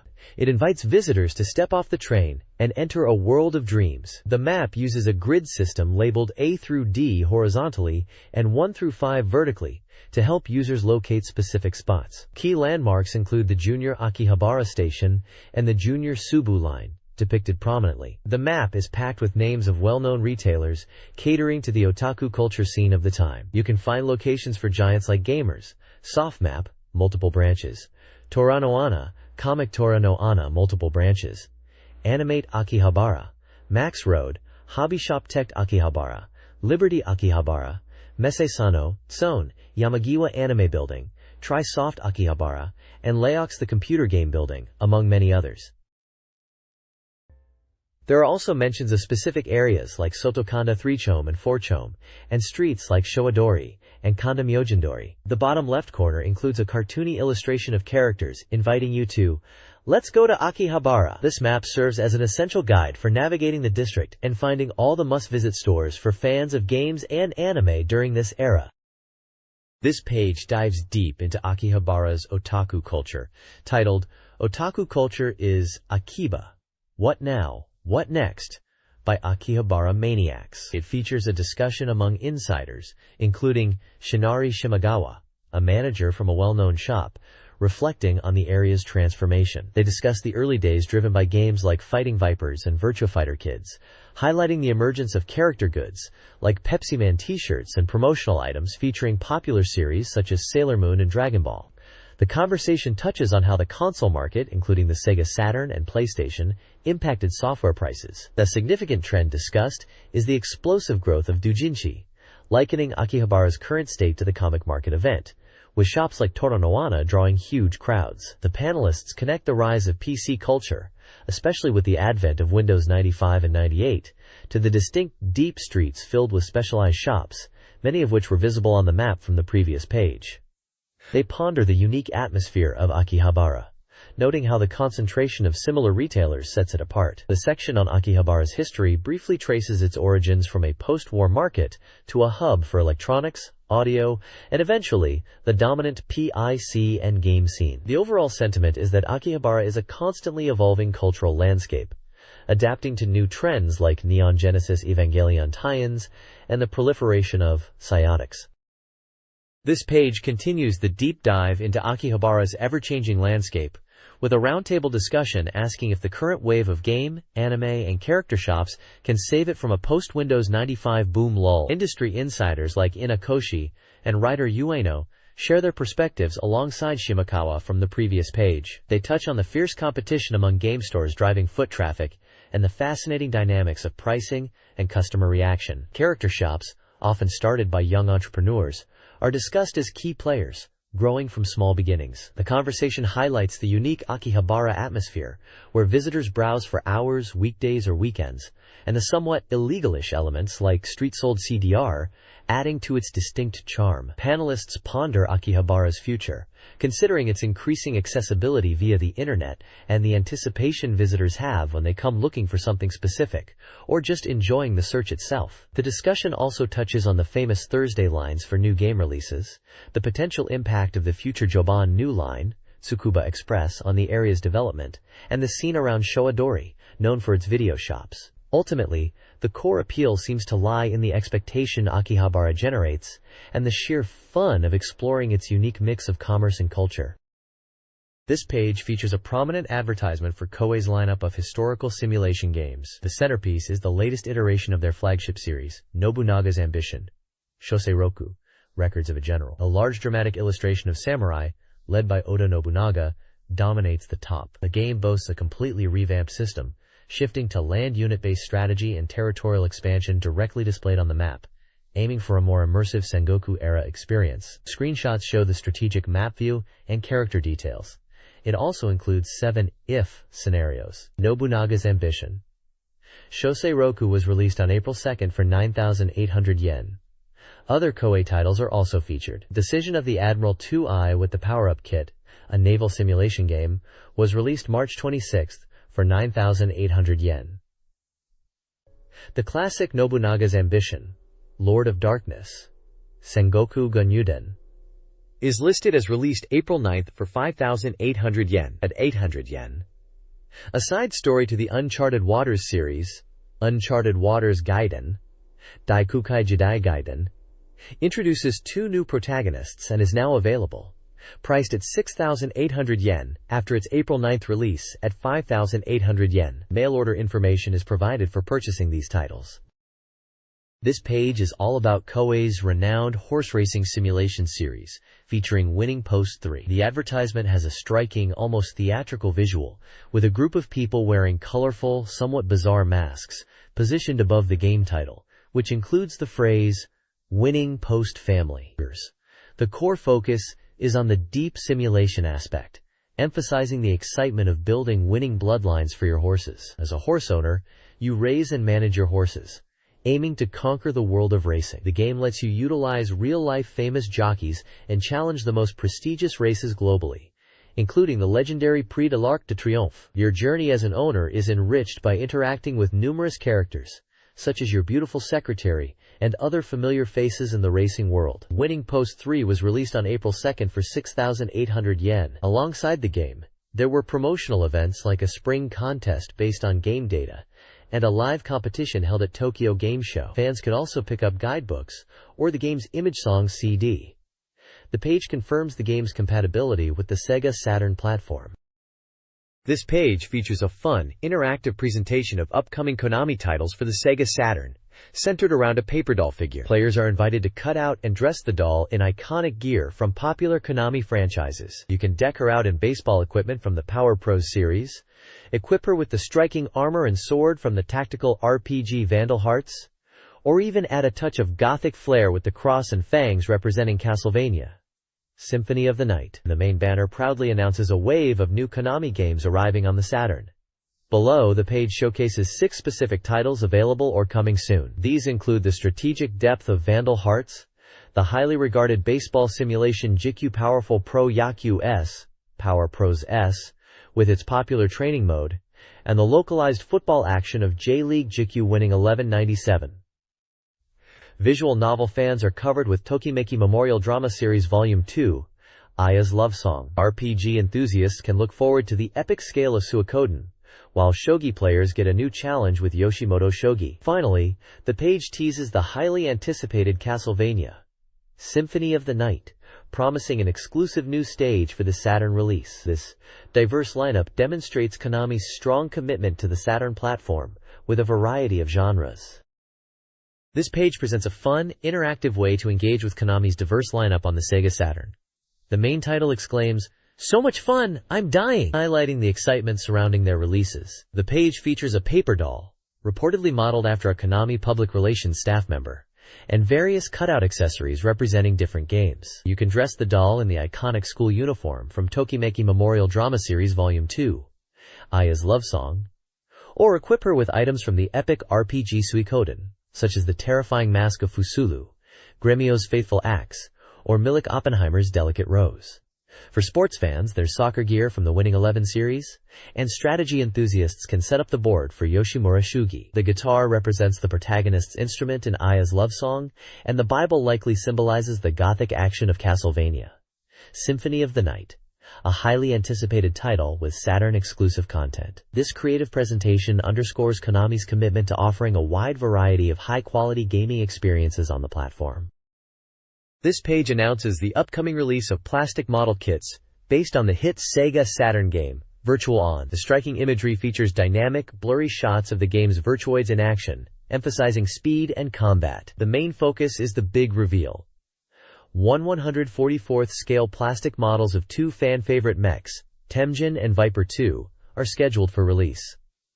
A prominent red banner boldly declares the specific launch date as April 25th, confirmed by Wave Corporation in partnership with Sega Enterprises. This offers fans a chance to own highly detailed collectibles from one of the Sega Saturn's most distinctive fighting game experiences.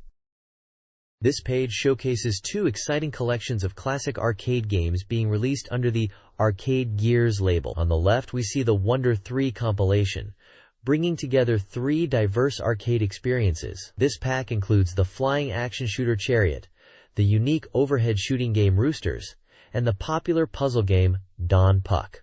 It's a fantastic package offering action, shooting, and puzzle gameplay in one, and the Sega Saturn version is already out and earning praise. The right side features a treat for shooting game aficionados: the Image Fight and X Multiply Double Pack. Image Fight is a legendary vertical shooter from 1988, celebrated for its difficulty and strategic use of weapon pods.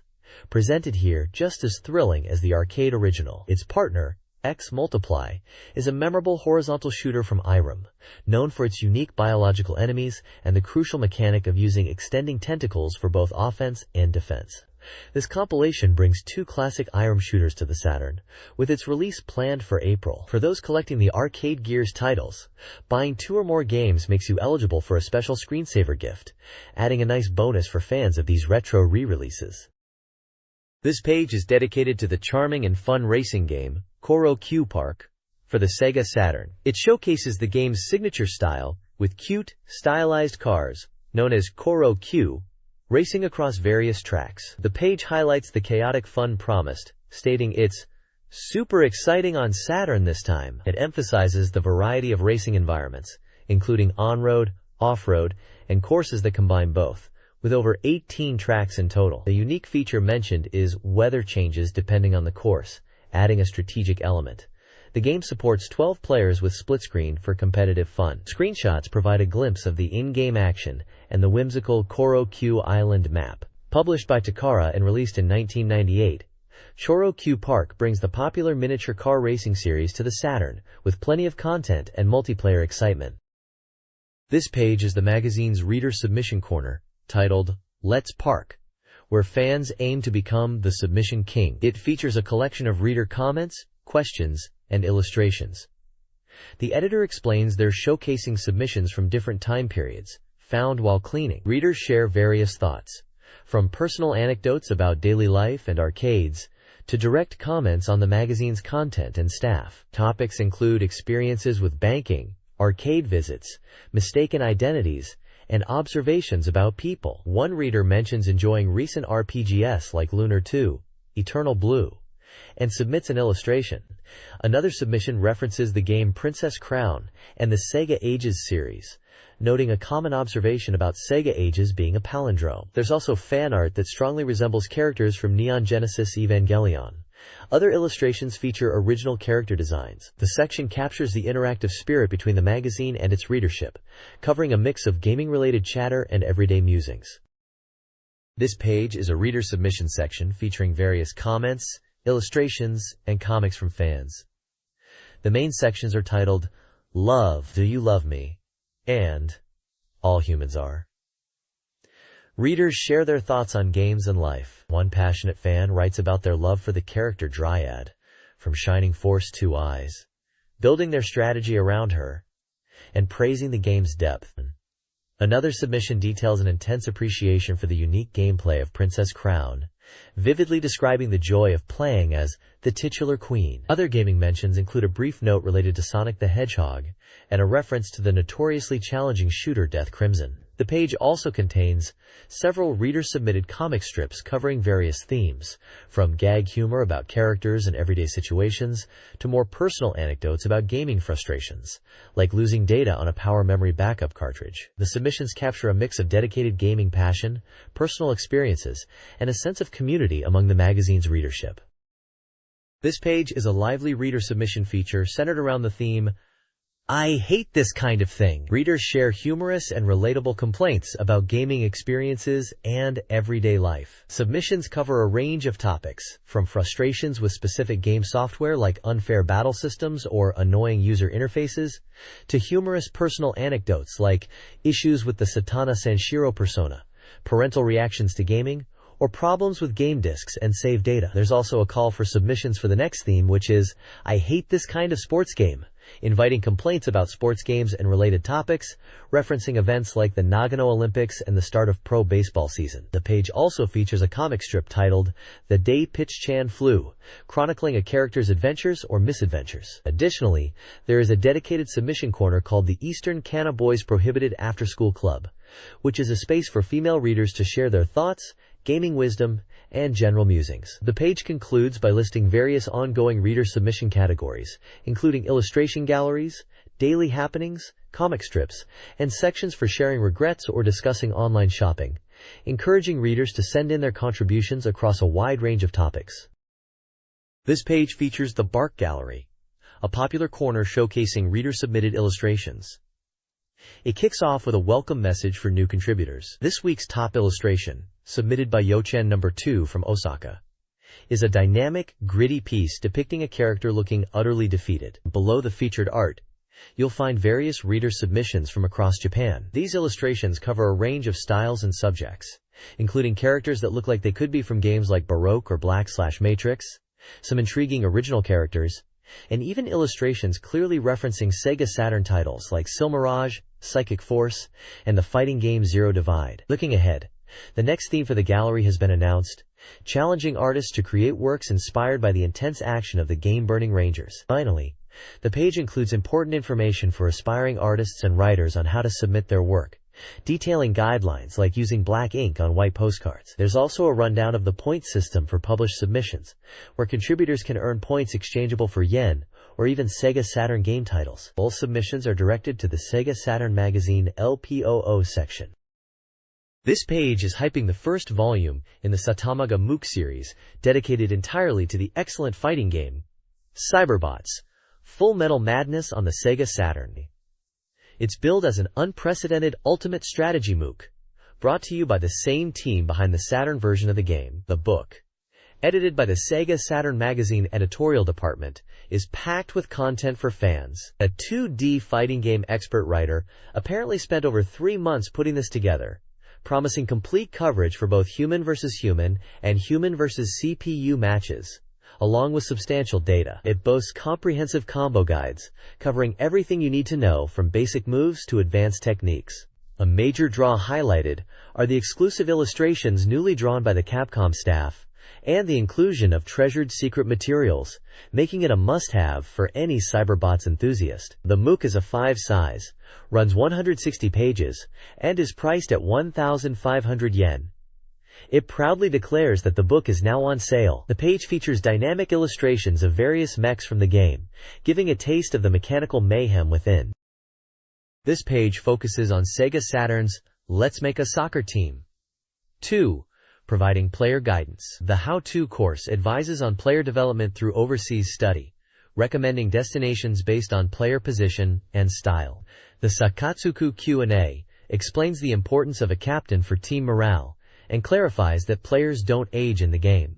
An upcoming first Satamaga Cup tournament is announced, allowing readers to compete. The Satamaga Club Growth Diary chronicles the magazine's playthrough, highlighting the arrival of new Captain Ramos Rumo and their team's performance. Prizes for the tournament winners include games, t-shirts, and a replica uniform.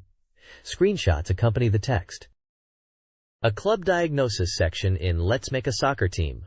2 analyzes the Cure Cielo Club managed by Hideki Yamamoto. The club, using only native-born players and a 4-4-2 zone press, faces challenges. Weaknesses include the goalkeeper, sweeper Miyazawa, and a lack of high-performing forwards.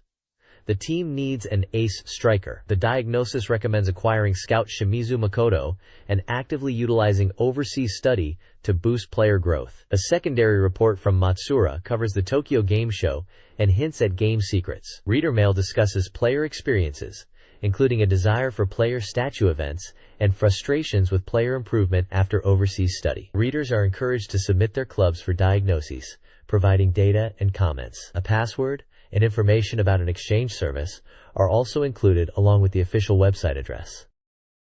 This article explores the lore of Gangriffon 2, focusing on the events leading to the Japan Foreigner Unit's establishment in 2010. It details Japan's economic struggles and rising pressure from the Asia-Pacific Conference, escalating from criticism to demands for constitutional revision. Diplomatic relations, particularly with China, are crucial to this narrative. The article also outlines the Japan Foreigner Unit's command structure, which emphasizes civilian control. The Prime Minister has ultimate authority, supported by the Cabinet Security Council, with the Internal Affairs Bureau managing the units, and the Joint Staff Council providing staff support. Finally, the piece recommends exploring the World Danger Information Great Map Museum to understand the game's world building, hinting at maps containing more than just geographic information, such as dangerous zones and sensitive political areas. This background provides context for the mecha combat gameplay. This page delves into the technical specifics of a unit within the Gangriffon 2 universe, specifically the Type 13 Armored Walker deployed by China. The main article, presented by the JPNFL Public Relations Division, details this bipedal mecha developed by Norinco. It's noted as being partially based on the BMX design, but significantly heavier due to increased armor and weapon systems, like the prominent Gao 8-30mm Gatling gun and HJ-13 Honglong missile launchers. The article points out challenges in engine synchronization and the impact of less advanced electronics contributing to the unit's bulk and weight, reaching over 20 tons. Deployment of these walkers began in 2014. A small note humorously mentions the development staff affectionately call this mecha Gambari-kun, due to its unique movements. The page features a detailed line art illustration of the Type 13 Armored Walker, showcasing its weaponry and design. Below this, a staff column titled Me, the Leopard, and the Tunguska by Miyagi offers a personal perspective. The author shares their lifelong fascination with military machinery, citing classic tanks like the Leopard and anti-aircraft systems like the Tunguska as inspirations that fed directly into the passion for creating the mecha in Gangriffon 2. The column includes a photo of what appears to be a Leopard tank and a photo of the author. Finally, the page includes a section for the JPNFL Public Relations Division mail, inviting readers to send in questions for the staff and requests for content to be featured in future issues. This article explores advanced trading strategies in the Sega Saturn baseball game, Pro Yaku Team Otsukuru. It emphasizes trading as a vital, cost-effective method for team improvement. The primary strategy involves acquiring foreign players solely for trade value, leveraging their high contract costs to obtain better domestic players. A second tactic is weakening rivals by trading for their top players, particularly star hitters and pitchers. This simultaneously strengthens your team and diminishes the competition. Finally, the article advocates for trading veteran players for young, developing prospects after the draft, allowing for long-term team building. Mastering the trade system is thus presented as crucial for achieving success in the game. This page continues the deep dive into team building for Pro Yaku Team Otsukuru, focusing on a critical element, scouting. Following the previous discussion on acquiring foreign players for strategic trading, this article presents essential data on overseas scouts. To successfully find the high-quality foreign players needed for those trade strategies, you need skilled scouts. This page provides a list of scouts and their key abilities. The large table details each scout's annual salary, blood type, which can sometimes influence scout performance or compatibility, age, and crucially, their quality rating. A higher quality rating indicates a better scout, more likely to discover talented players. Beyond overall quality, the data breaks down each scout's effectiveness in different regions: America, South America, Asia, Europe, and other. It also shows their proficiency in finding either fielders or pitchers. This information is vital for tailoring your scouting efforts. Do you need a power hitter from the Yepes? Look for a scout with high effectiveness in America and a focus on fielders. Need a dominant pitcher from Latin America? Find a scout strong in South America and pitcher scouting. The article emphasizes that understanding these stats is the first step in strengthening your team through smart scouting and player acquisition, directly supporting the trading strategies discussed earlier. Use this data to pick the right scout for the job and secure the talent you need. This page continues our deep dive into managing your baseball franchise in Pro Yaku Team Otsukuru, moving from scouting talent to optimizing revenue and expanding your facilities. The article first tackles ticket strategy, presenting the classic dilemma. Low prices attract more fans and potentially boost concession revenue, while high prices maximize direct ticket income per person. The key is finding the right balance, as relying solely on low prices means you need a massive stadium to make significant ticket revenue, and high prices can hurt attendance. Success often depends on increasing overall attendance through team performance and other factors. Next, we uncover a fantastic hidden command that allows you to instantly construct various stadium sizes, from modest grounds to massive domes, bypassing the usual progression. While incredibly convenient for tailoring your home field to your needs, remember that building comes with substantial construction costs and ongoing maintenance fees, detailed here for various stadium types and capacities. Planning your finances is crucial. Finally, the page teases an exciting challenge. Facing off against the powerful American All-Star team, winning the Japan Series multiple times can trigger this event, offering a chance for significant income if you can overcome the formidable opposition. It's a high-stakes match that tests the strength of your meticulously built team. The page also mentions a giveaway for the game's official strategy guide and an upcoming section to answer player questions, showing ongoing support for the title. This page features a special pre-release guide for the Compile Adventure RPG, Waku Waku Puyo Puyo Dungeon. Presented as a Waku Waku Puyo Puyo Land Adventure Tour guidebook, it sets the scene in a unique amusement park where players embark on an exciting adventure to battle for amazing magic items. The page highlights the game's genre as an adventure RPG, confirming it's a single-player experience recommended for all ages. Key details like the April 2nd release date and the price of 5,800 yen are provided. The vibrant artwork showcases main characters like Arle, Sketso, and Rulyu, alongside iconic Puyo Puyo creatures, set within a whimsical landscape suggesting the diverse areas players will explore, such as the Water Paradise, Wonder Jungle, and Fire Mountain. This is a preview designed to build anticipation for the game's imminent release. This page continues the Waku Waku Puyo Puyo Land Adventure Tour guidebook, featuring a grand welcome by none other than Satan himself, the park's owner, to Waku Waku Puyo Puyo. He expresses a heartfelt welcome to courageous adventurers, and explains that a variety of stages for adventures have been prepared for everyone to enjoy. The page provides an illustrated overview of the park, highlighting different themed areas.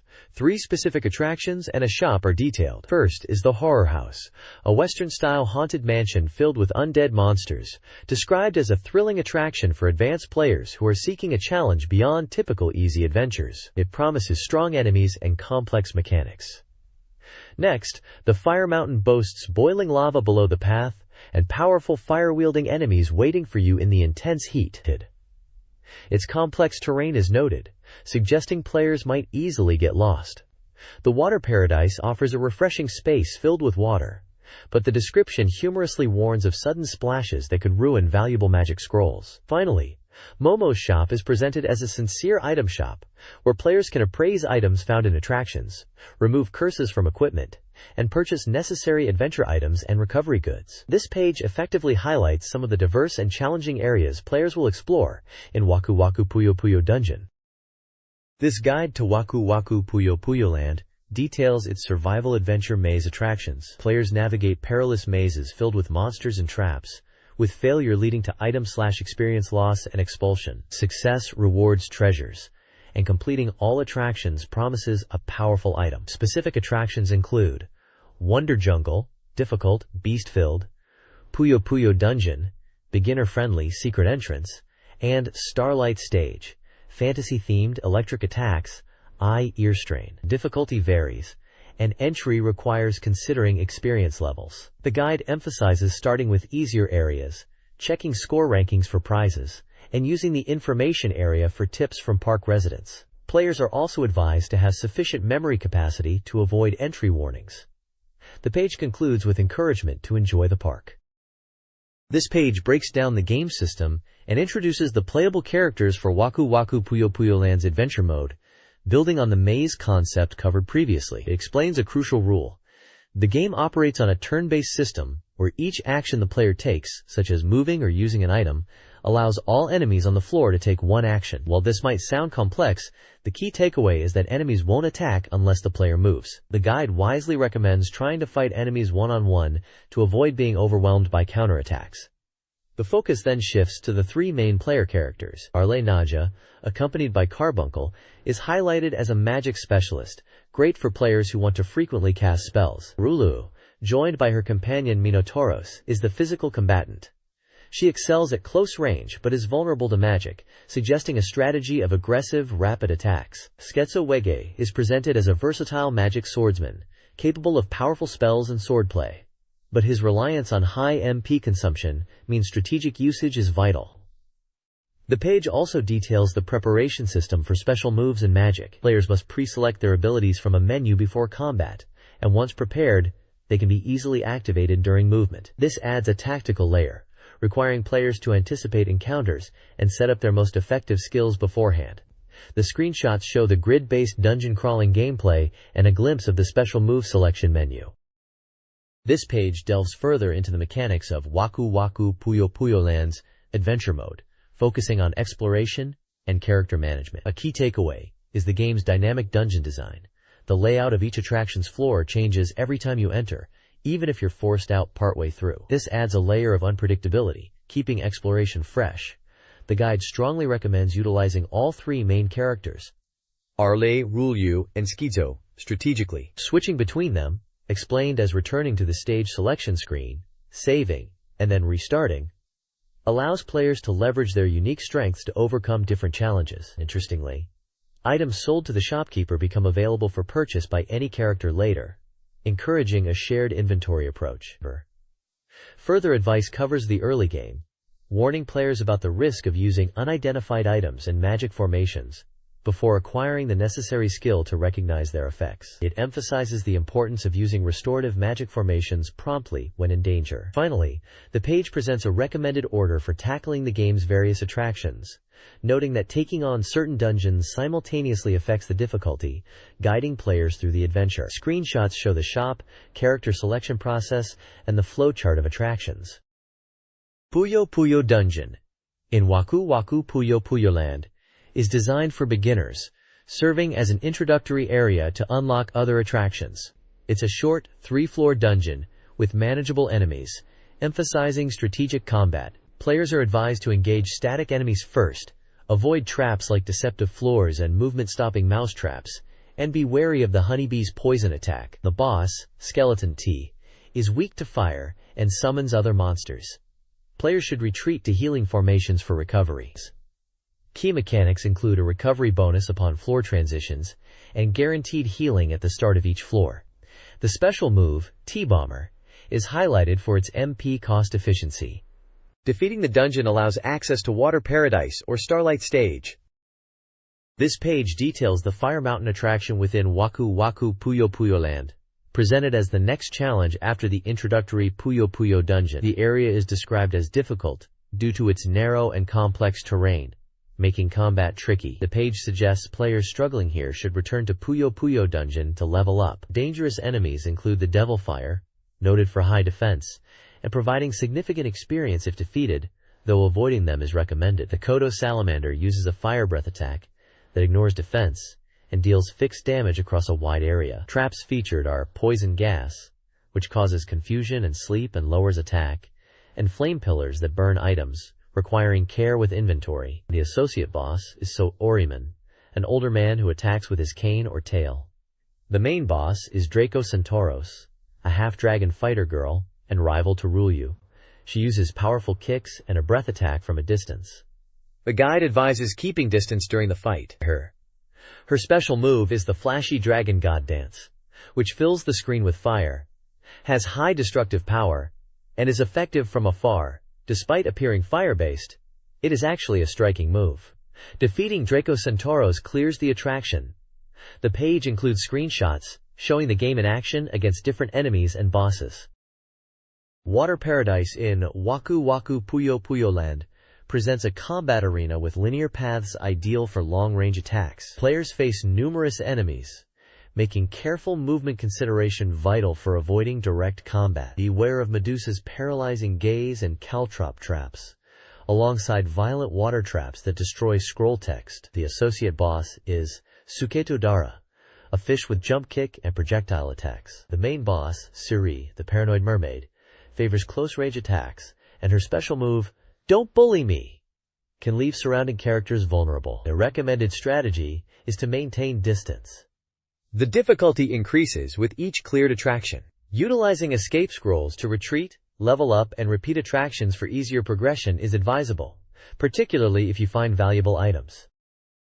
This page details the Starlight Stage attraction in Waku Waku Puyo Puyo Land, a challenging area heavily focused on inflicting status effects. It notes that success here often depends on a character's luck stat, making it particularly difficult for someone like Skedzo. The page highlights the importance of items like the Eye Amulet, which can nullify these harmful effects. Key enemies introduced include the Stalker, a semi-transparent monster that forces item use, and the Thunder King, whose wide-range thunder attacks apply a stop effect. The main traps are the Pitch Black Trap, which obscures vision, and the nasty Rainbow Light Trap, causing confusion and illusion, often leading to repeated trap hits. The associate boss is Panati, who attacks and manipulates people with his pipes music, and has a special move. The main boss is Harpy, whose singing is described as so terrible it would make demons surrender. Her constant song inflicts illusion and confusion, even off-screen, making combat difficult. Her special move, Miracle Voice, is an enhanced, unavoidable singing attack that precisely targets the player. The commentary suggests dodging her linear attacks, and perhaps wishing for earplugs to mitigate her song's effects. Overall, the page stresses the need to be prepared for debilitating status ailments in this area. Puyo Puyo Dungeon Part 2, a higher-level attraction in Waku Waku Puyo Puyo Land, presents new challenges after clearing the first 3 attractions. The dungeon introduces enhanced familiar enemies and new foes like the item-stealing Scylla. Traps include the Alarm Trap and a weight scale trap affecting only female characters, impacting their ability to eat, and thus, their hunger level. Maintaining a good hunger level is crucial for character strength, with low hunger weakening offensive power. Completing this dungeon opens the path to the final 2 stages. The boss is a young dragon from the Wonder Jungle, with powerful fire breath and bite attacks. The page also hints at the Horror House attraction and introduces Black Kikimora. Screenshots showcase gameplay, dialogues, the hunger status, and dungeon layouts. While either route is viable, the Horror House is suggested as a convenient path. The Horror House in Waku Waku Puyo Puyo Land is a maze with many dead ends, populated by undead enemies vulnerable to light and flame attacks. Traps like the Paralysis Trap and the MP Draining Magic Absorption Trap pose further challenges. The boss battle varies by character. Female characters fight the Incubus, while Skedzo battles the Witch. The Incubus uses a frequent charm spell, Temptation, and the witch unleashes the powerful meteor attack. Prioritize healing after surviving meteor. The page provides character art and screenshots of the dungeon and boss encounters, showcasing special attacks. This page continues the adventure tour guide for Waku Waku Puyo Puyo Land, focusing on the Wonder Jungle attraction. This area is filled with tricky traps that can affect your inventory, like rotting food with the mold trap, breaking bottled items with the pitfall trap, or scattering held items using tripping grass. You'll also face rooms where many enemies appear at once. The boss for this attraction is the owlbear. This highly aggressive monster uses mind reading to anticipate and evade most attacks. While its own attacks are powerful, it can be defeated in a long battle if you are well prepared. Other noteworthy enemies include Captain Scylla, who can scatter your held items, and the Shogun Mole, capable of summoning other moles. The page also briefly mentions the traveling merchant Fufu, who appears not as a seller, but as another visitor seeking treasure. Following the Wonder Jungle, the guide hints at the mysterious dungeon, described as extremely difficult, with entirely new enemies and traps not seen before. The deepest part of this dungeon holds a mysterious person awaiting you. This page serves as a comprehensive data file for Waku Waku Puyo Puyo Land, detailing various items and the effects of different magic circles crucial for navigating the adventure. The item list covers everything from basic sustenance and healing items like apples and curry rice, to powerful potions and herbs offering status recovery and temporary stat boosts. You'll also find scrolls with utility effects, such as revealing the map or summoning monsters, and equipped items like rings and amulets that provide elemental properties, stat increases, or protection against traps and attacks. A separate section outlines the various magic circles encountered. These can have widespread effects, ranging from completely restoring HP or MP for the party, temporarily increasing or decreasing stats for everyone on the screen, instantly reducing enemy HP to 1, or affecting equipment through curses or their removal. The page also explains the bottling system, illustrated with an in-game screenshot. This mechanic allows players to bottle certain items, like consumables or scrolls, to protect them from being affected by traps or scattered, as mentioned on the previous page. It's highlighted as a vital way to secure important items.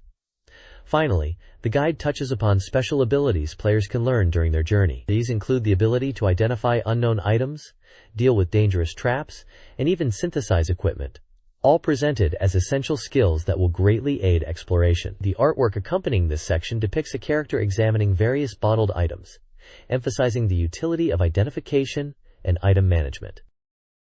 This page features an interview with the development team of Waku Waku Puyo Puyo Dungeon, including project leader Hisashi Kubuka. They discuss the game's challenging 9-month development period and their aim to create an approachable dungeon RPG utilizing the beloved Puyo Puyo characters, designing it to be enjoyable for anyone. The concept of a theme park served as a key inspiration, allowing them to incorporate diverse and fun areas within a more contained space. The game notably features 3 playable protagonists: Ro, who focuses on magic, Sketso, an all-rounder, and Rulyu, a combat specialist. The team mentions the difficulty in balancing these distinct playstyles, and reveals Sketso was initially conceived as an enemy character. Boss design is also discussed, explaining how the image and theme of each attraction heavily influence the bosses encountered, prioritizing unique experiences over simple character popularity, with the Incubus boss highlighted for its interesting movements. The game is described as having a tempo similar to an action game, with approximately 50 hours needed to clear the game with all characters. The page includes a screenshot of the character select screen and gameplay. The next page continues the discussion with the Waku Waku Puyo Puyo Dungeon development team, featuring a large photo of the group. They elaborate on the unique enemy types found in different park attractions, like powerful foes in Fire Mountain, or status effect users in Starlight Stage. They express a desire for more varied traps and gimmicks that didn't make it into the final game. The team also reveals several cut ideas, including a final event where player characters would potentially fight each other, or the boss's form would change based on the clearing character, which proved too difficult to implement. Another scrapped idea was a magic pen item to customize scrolls. Regarding the game's ending, defeating the final boss, Satan, doesn't grant the true ending. You need to clear the game with all 3 protagonists for that. They encourage players to look for unexpected details and endings. Individual team members share their perspectives. The program leader highlights the smooth, adjustable game tempo and auto-generated maps. The planning sub-leader points to the fulfilling dungeon exploration and item collection. The sound leader emphasizes the bright, theme park-inspired music composed to match the game's image, And the graphic subleader notes the effort put into giving each attraction unique visuals and consistency, even mentioning the realistic trap designs and scale details. This page showcases official merchandise for the Sega Saturn title, Waku Waku Puyo Puyo Dungeon. Various goods are featured, allowing players to take home a piece of the game's theme park world. Items include a B5-sized notebook, a desk pad, a B6-sized memo pad, and a set of 5 postcards, all adorned with vibrant character and attraction artwork from the game. Prices range from 200 to 400 yen. The desk pad, for instance, features a colorful illustration on the front and a map of Puyo Puyo Land on the back, ideal for school or office use. Additionally, it's highlighted that the first print run of the Waku Waku Puyo Puyo Dungeon game includes a special bandana featuring a sepia-toned map of the park as a bonus item, emphasizing its limited availability. The text reinforces the game's dream theme park concept, scheduled to open on April 2nd, and mentions sister stores will also carry the goods. The page concludes by inviting readers to look forward to the next installment, which will feature a beginner's guide to Waku Puyo, aimed at newcomers to this style of RPG. The image also includes a photo of a shop interior, likely selling these very items. This page showcases a collection of anthology comics published by SoftBank, adapting popular video games into manga format. Featured are the Pocket Monsters 4, DX series, with the first volume based on the hit Game Boy game Pokémon, and a second volume adapting the PlayStation fighting game, To Ball No. 1. Both volumes are 4 comic collections, priced at 728 yen, and around 136 pages. Next, the Super Game Anthology Comic Series highlights anthologies for Real Mahjong PV, the fighting game Toshinden, and Toshinden 2. These books compile comics and illustrations from various artists, offering different takes on these popular series. Prices range from 854 to 951 yen, with page counts around 200 to 240. Finally, anthologies are presented for Power Instinct 2, Goketsuiji Ichizoku 2, priced at 951 yen for 208 pages, and Darkstalkers, Vampire Hunter, Darkstalkers Revenge, costing 1,068 yen for 224 pages. These also feature diverse contributions from numerous artists, providing new comic and illustration content for fans of these arcade and console hits. This page dives into Uncharted Waters Gaiden, a simulation RPG from Koei released in January 98. Set in the late 15th to early 16th century, the game follows two new protagonists, Miranda and Salvador, expanding on the world of Uncharted Waters 2. Miranda's scenario emphasizes the joy of exploration, while Salvador's focuses on thrilling naval combat, both offering the freedom the series is known for. The guide covers essential tips for success, starting with how to make money. It discusses earning income by contracting with collectors and map makers, highlighting that discovering treasures or mapping areas provides revenue, so signing contracts is a must. It also delves into profitable trading strategies, explaining how to buy low and sell high, suggesting checking local prices and haggling effectively. The page also details how to handle common troubles at sea. It covers dealing with rats that eat supplies, suggesting getting a cat, curing scurvy, lime juice is key but find a port fast, and navigating dangerous storms. It's best to avoid them, but if caught, stay close to land or dock, and sacred incense can help. Screenshots throughout the page illustrate these points, showing dialogue boxes and character portraits related to reporting discoveries, getting trading advice, and encountering these nautical hazards. It seems like a helpful guide for new players looking to conquer the high seas. This guide to Uncharted Waters Gaiden focuses on essential equipment. Ships are critical, requiring upgrades based on playstyle. Explorers like Miranda need ships for long voyages, while combat-focused characters like Salvador benefit from ships built for piracy and fleet battles. Crew size considerations vary based on playstyle. The guide presents a table of ship options, detailing cost, crew requirements, and capabilities. The guide also covers weapons and armor. Even non-combat-focused players will need gear for unexpected encounters. Weapon types, sword, cutlass, etc., have different attack strengths.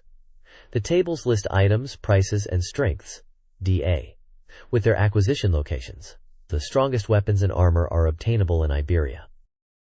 The next page continues the guide for Uncharted Waters Gaiden, focusing on essential lists for navigating the game world. This section provides a comprehensive list of special trade goods, detailing the item name and the port where it can be purchased. These goods are crucial for making profit through trade, which is a core element of the game. The list covers a wide variety of items, from spices and textiles to metals and artwork, found across different regions of the world. The page also features a list of valuable items, distinct from trade goods. This table details the item's name, price, a brief description of its effect or nature, and the primary location where it can be obtained. These items include useful tools like the sextant and telescope, practical goods like lime juice, likely for preventing scurvy, and something to repel rats, as well as various treasures and accessories like jewel boxes, rings, and gowns.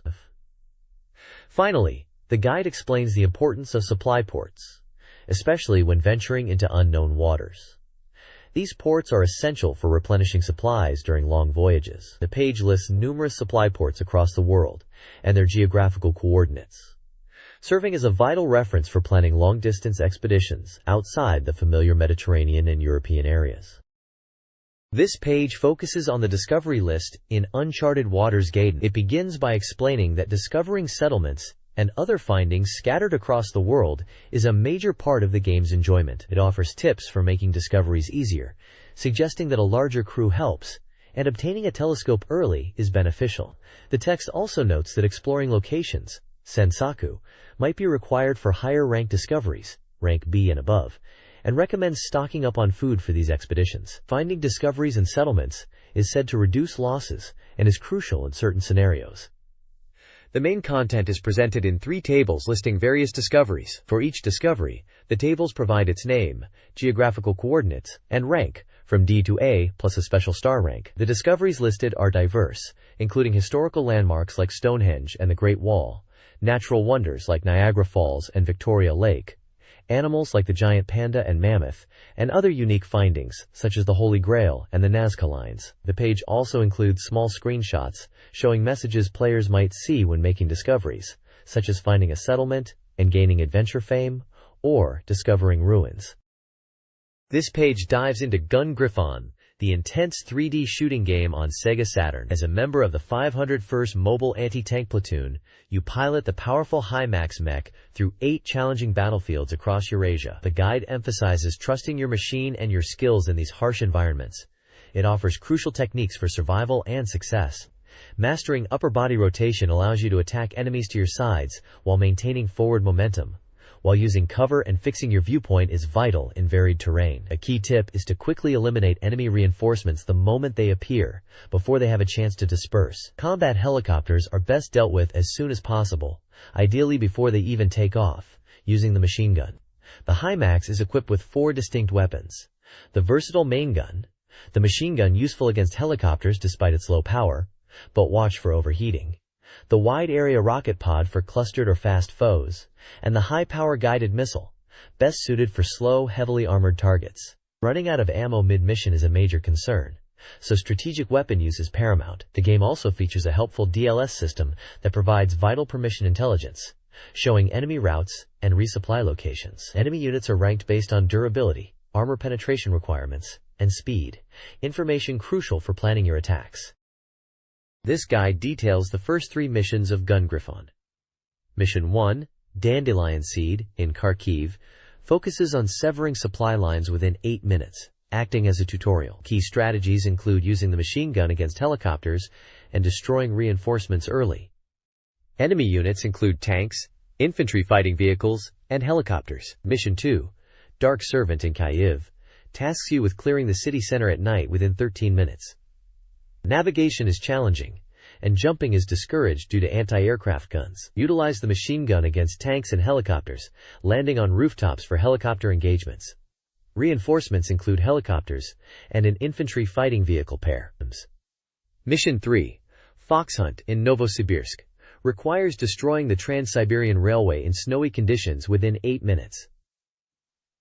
Visibility is poor, and the train is the primary objective. Resupply is crucial. Clear enemies along the tracks before the train arrives. Expect reinforcements, including AWGS, helicopters, and an autruche. The next page continues the guide for Gun Griffon, detailing missions 4, 5, and 6. Mission 4, Bloodstorm, is set on the vast Mongolian plain with hills and forests, and has a tight 10-minute time limit. The challenge is efficient combat against numerous enemies. Key strategies include using the roller dash for speed and at missiles against fast units. Enemy reinforcements appear throughout the mission, including anti-air tanks and fast Yakut Panthers. There are multiple supply points marked on the map. Mission 5. Tikkun Cage. Takes place on the Great Wall, a defense line established after a defeat. With an 11-minute limit, the player faces a fuel shortage preventing jump boosts. The initial situation is difficult. The priority is to meet up with the supply helicopter, then resupply while fighting. Screenshots show the battle in rain and mud, and the need to rush to an isolated ally. Reinforcements include walking tanks, helicopters, and landing troops like HIMARS. A supply point is located within an enemy encirclement. Mission 6. Shockwave. On the North China Plain, is an 11-minute mission to defend a transport plane and ensure its safe takeoff. The enemy is the U.S. Marines, equipped with advanced weapons like HIMARS. The fighting intensifies towards the end, with 7 waves of reinforcements. Players must protect the transport plane and be wary of attack helicopters. Enemy units include armored vehicles, Abrams, tanks, and fast mech units. There are 2 supply points, one for essential resupply and another for a full load. This guide details the final 2 missions and advanced tips for Gun Griffon. Mission 7, Iron Storm, tasks players with protecting retreating allies against a formidable AFTA army in a valley within a 15-minute time frame. Key strategies involve prioritizing stronger enemies, utilizing altitude advantages against helicopters, and protecting supply helicopters. The U.S. Army HIMARS pose a significant threat. Mission 8, Aurora, the final mission, is set in a missile base with an 11-minute limit. The objective is to destroy an ICBM controlled by a HIMARS squad. Players must conserve ammo due to a lack of resupply, facing tough Yakut Panthers before reaching the missile. Advanced tips include cheat codes entered at the title screen, disabling the object cursor, removing enemies from radar, and dramatically increasing enemy strength for a substantially more difficult experience.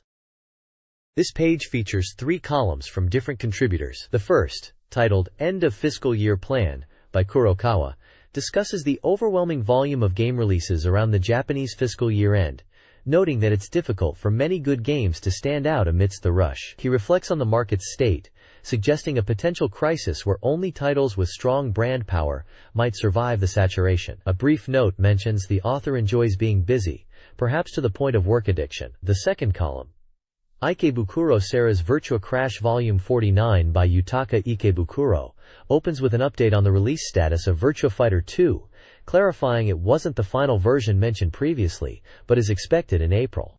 He discusses training for the upcoming release, noting that practicing with Virtua Fighter 1 might not be effective due to changes in the sequel. He evaluates a fighting game, oddly scoring its system 100 points, graphics 100 points, but operation 0 points, and suggests recent fighting games lack innovation. An information box provides contact details and mentions his sister's wedding. The third column, This Week's Yukun, also by Ikebukuro, is a personal anecdote featuring his child, Yukun, shown in a photograph.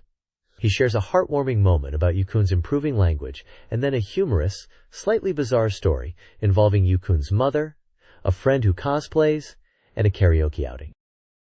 This page features the 17th installment of the manga column, The World of Sega Games is the Best, created by anime creator Samshing Yoshimatsu. The column starts with an enthusiastic note about Sega's announcement of new hardware, reflecting fondly on Sega's past consoles like the Master System, Mark II-I, Genesis, Sega CD32X, and the Saturn itself, highlighting the joy they brought. The manga tells a humorous story where the author, feeling unwell, visits a doctor who happens to be a Sega Saturn console in a lab coat. The patient describes his symptoms, which appear to be symptoms of being overly engrossed in gaming. The doctor, in turn, diagnoses a cold and prescribes a unique treatment, playing a Sega Saturn game for 30 minutes after dinner. During the consultation, the patient references playing games intensely, mentioning Tomb Raider 2, specifically the PlayStation version, which the doctor seems to dismiss in favor of Sega Saturn games getting heavy, and being advised to play Sega Saturn shooting games to feel better. The doctor console also seems preoccupied with the cost of the medicine,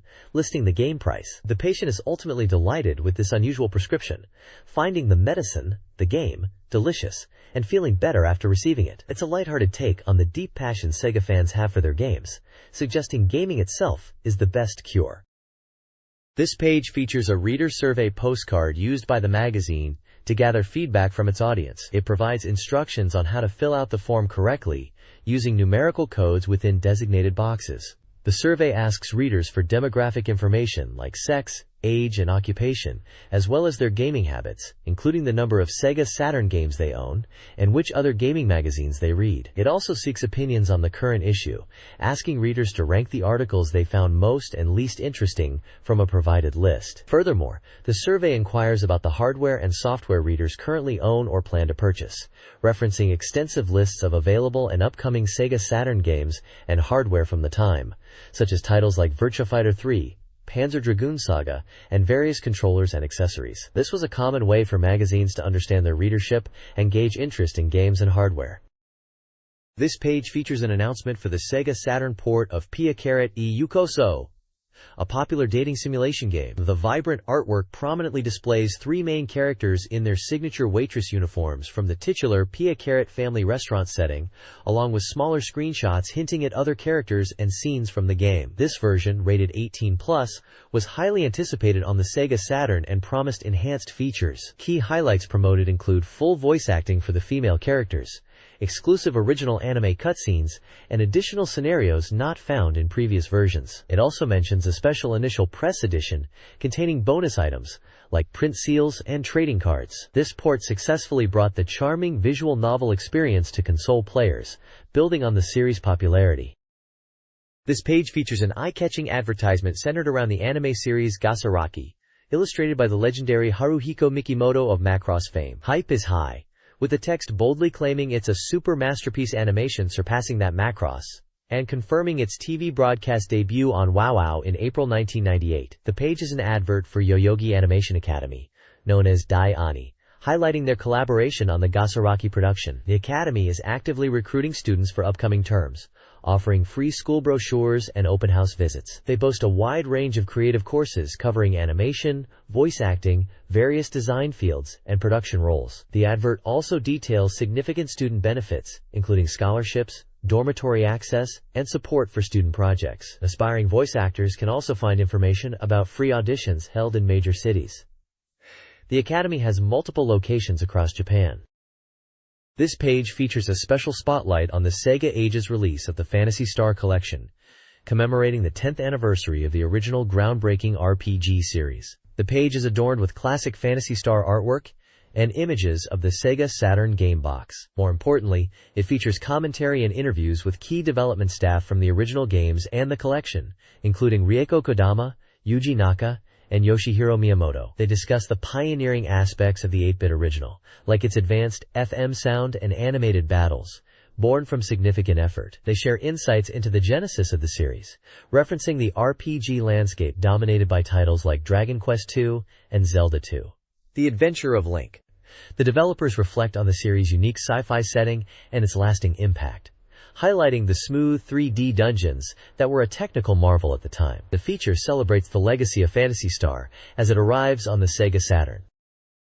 The next page continues the special feature on the Sega Ages Phantasy Star Collection, with further insights from programmer Yuji Naka and designer Rieko Kodama. They discuss the challenging development of the original Phantasy Star, revealing the small team of about 5 people worked for roughly 5 months. They detail the difficulties of programming and animating the game, highlighting how complex it was to get characters and monsters moving smoothly within the limited hardware, noting that even a single frame of character animation could consume significant memory. The feature also reflects on the original 1987 release of Phantasy Star, noting its simultaneous launch with Afterburner on the Sega Master System. It emphasizes the game's technical achievements for its time, including the large 4 megabit room size, the smooth 3D dungeon scrolling, the dynamic backgrounds and animated monster battles, and its groundbreaking science fiction setting with a female protagonist. Compared to the fantasy-focused RPGs like Dragon Quest, prevalent on the Famicom, NES, Phantasy Star was a unique and technically advanced title that pushed boundaries and set a new standard for RPGs. Screenshots showcase some of these animated battles, including a memorable red dragon enemy. The Sega Ages version is noted to offer a hiragana font option, addressing the original's katakana-only text, which could be difficult to read. This page continues the fascinating look back at the Phantasy Star series, with a focus on Phantasy Star 2, as shared by designer Yoshito Takahashi. Released in 1989 on the Mega Drive, Phantasy Star 2 represented a significant evolution. Takahashi discusses his involvement following his work on the first game and the challenges of developing on the new hardware, highlighting the notoriously difficult dungeon designs. Screenshots display the multi-layered labyrinths and the distinctive robotic enemies that were a change from the first game's biomonsters. Character portraits of Shirka and Bifron are shown, alongside a full cast image of Rolf, Nianai, and the party.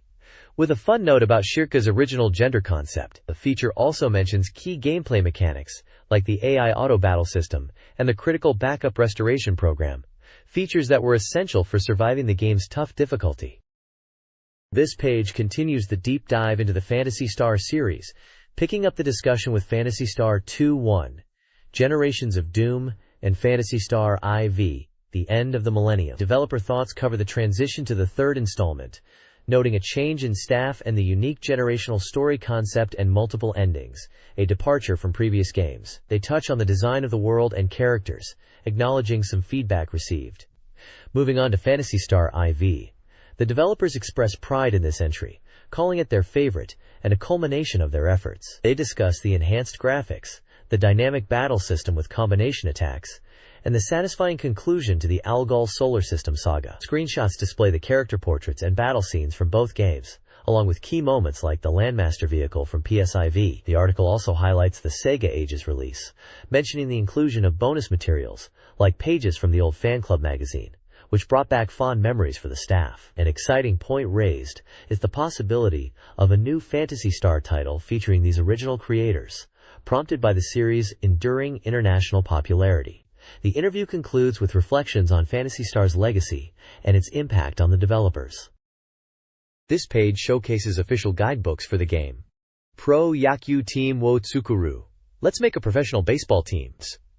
This is a popular baseball team management simulation series, and these guides are essential tools for mastering the game. Featured are two guidebooks: the Ikekan Go-Go Edition, which is already on sale, and the Yarakomihen Deep Dive Edition, scheduled for release in April '98.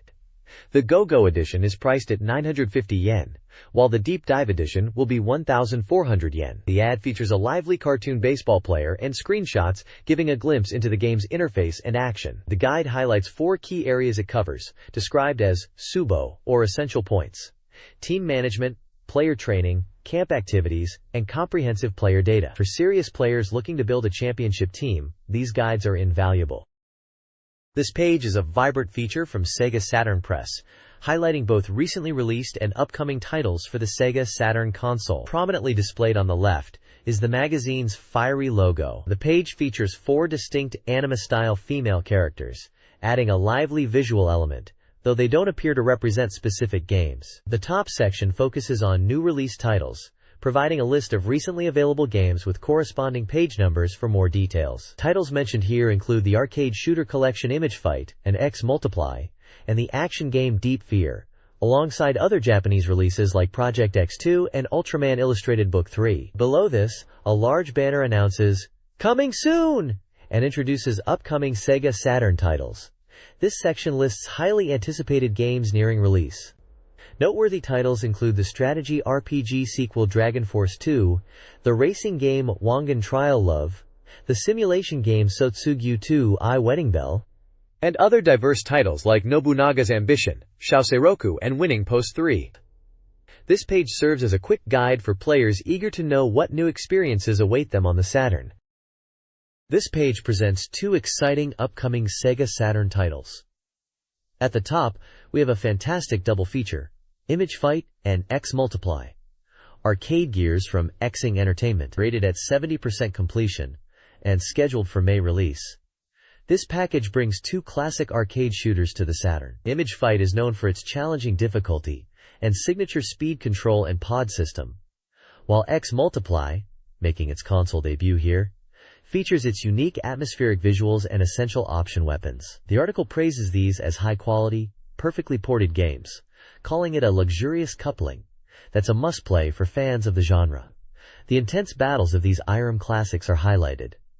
The bottom half shifts gears to Back Gainer, Reviving Heroes Awakening Chapter, Gainer Reincarnation by Yiving. Expected in July, this title blends simulation and adventure gameplay, ported from a popular PlayStation release. It's described as a masterpiece dramatic simulation that surpasses TV anime, weaving a grand three-part story enhanced by animation scenes. The simulation mode offers comfortable play with features like damage prediction, while the adventure mode is crucial for immersing players in the narrative and character development. The game focuses on deep drama born from the fusion of gameplay and animation. Overall, the page showcases two distinct but promising Saturn releases, one a collection of challenging arcade shooters, the other a story-driven simulation/adventure hybrid.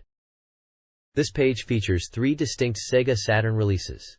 At the top is Deep Fear, a survival horror suspense title from SEGA, planned for a summer 1998 release. The premise involves a mysterious object falling into the Pacific, leading a rescue team to a deep-sea base where terror unfolds. The article highlights the game's claustrophobic atmosphere and praises the beautiful CG visuals and music by Kenji Kawai for enhancing the experience. It's touted as a summer masterpiece. Next is Project X2 from Coconuts Japan Entertainment, a shooting game released on June 4th, receiving an 80% rating. This game focuses on the core fun of the shooting genre, with beautiful graphics and exhilarating speed. It features both horizontal and vertical scrolling stages, 19 types of subweapons, and a total of 10 stages with dynamic high-speed backgrounds. Finally, Sound Cube by Human, released on April 2nd with a 100% rating, introduces a unique puzzle game where players solve challenges by listening to the sound emitted by cubes rather than focusing on color or shape. The simple rule involves clearing 2 or more cubes with the same sound to progress, aiming to clear the core cube within a time limit. It's described as a simple yet addictive experience. This page showcases 3 exciting new SEGA Saturn releases. First up is Ultraman Zukan 3, the third entry in the database series. This volume delves into various Ultraman heroes familiar to fans, including Ultraman Leo, Ultraman 80, Ultraman Great, Ultraman Powered, and Ultraman Neos. It's packed with extensive data, featuring video clips like opening and ending sequences, audio, and detailed text profiles for characters and monsters. It's a massive resource for any Ultraman enthusiast, earning an 85% completion rating. Next we have Shigeru Mizuki's Yokai Zukan Complete Collection. This title is an adventure game and database exploring the unique world of yokai as drawn by the legendary Shigeru Mizuki. Players venture into this world, engaging in battles, and experiencing elements of an RPG. The game includes a comprehensive database covering 97 different yokai, and even features a special section with Shigeru Mizuki himself answering questions. It's a must-have for fans of Japanese folklore and Mizuki's work, receiving an 80% completion rating. Finally, Game de Seishun is featured, a unique board game about experiencing and enjoying youth. Breaking from traditional board games, movement isn't based on dice rolls, but on selecting numbers displayed on the screen. Players have the freedom to move and take actions as they see fit, with the goal being to see how much youth they can enjoy. It supports multiplayer, making it a great game to play with friends. The game received a perfect 100% completion rating, indicating it fully delivers on its concept.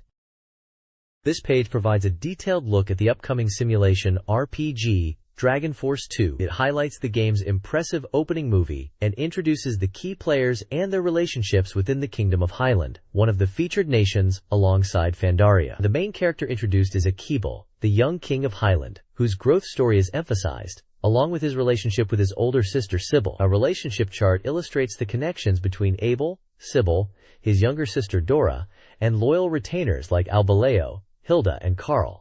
A mysterious plot point is revealed concerning the discovery of Tyrese, a legendary figure from 500 years ago, found after a battle with the demon race. The page teases what message this ancient hero might convey. The game is confirmed as a simulation RPG recommended for all ages and is shown to be 100% complete from the developer's perspective. It offers an exciting preview of the world and characters just before the game's release.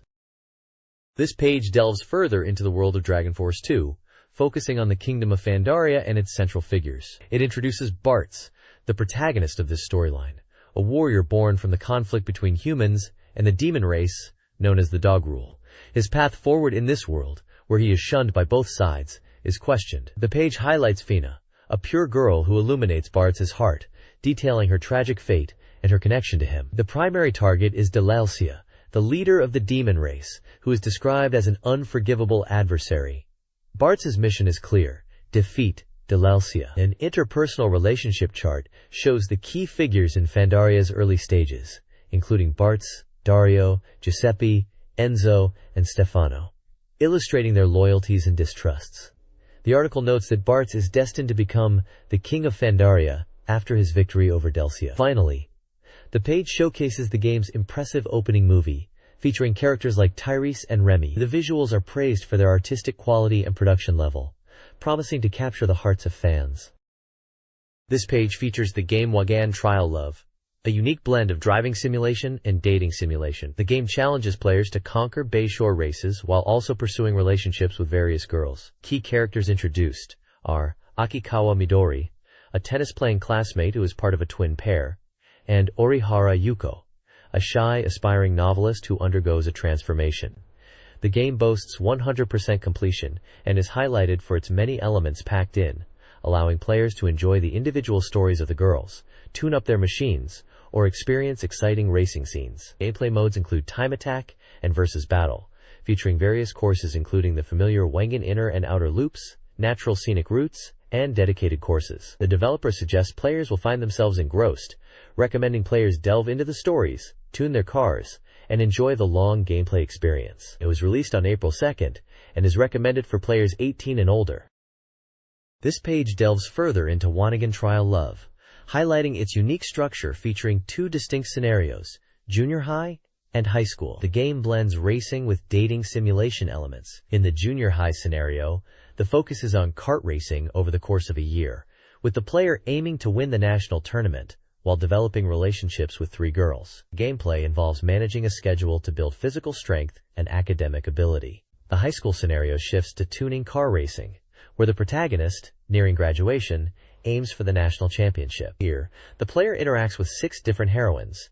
This mode includes mini-games for earning money, which is necessary for car tuning. The goal remains winning races while deepening bonds, with successful relationships potentially leading to a World Championship challenge after the national win. The page showcases character art for several heroines and screenshots of both the kart and tuning car races, as well as snippets of dialogue and menu screens like the work minigames, offering a glimpse into the diverse gameplay promised by this unusual genre mix. This page previews Sotsugyo 2-1. Wedding Bell, a unique training and dating simulation game for the SEGA Saturn. While the primary objective involves guiding 5 struggling students, the game introduces a surprising twist. The player character is secretly married to one of the teachers. The gameplay blends student management with the dynamics of maintaining a secret married life, focusing on spending holidays with your young wife and experiencing various date events. The page warns players to be mindful of the students' activities on holidays, as your secret relationship could be discovered if you're not careful and fail to manage everyone's schedules. There are numerous events featured, promising lots of fun interactions, including special date sequences, and even an event specifically for the player's birthday. The game also includes a gallery where you can view collected event CGS at any time. This entry in the Sotsugyo series offers a fresh take on the genre by adding a mature, secret romance element alongside the traditional student training. This page continues the preview of Sotsugyo 2-1. Wedding Bell, focusing on the challenges of guiding the 5 students towards graduation.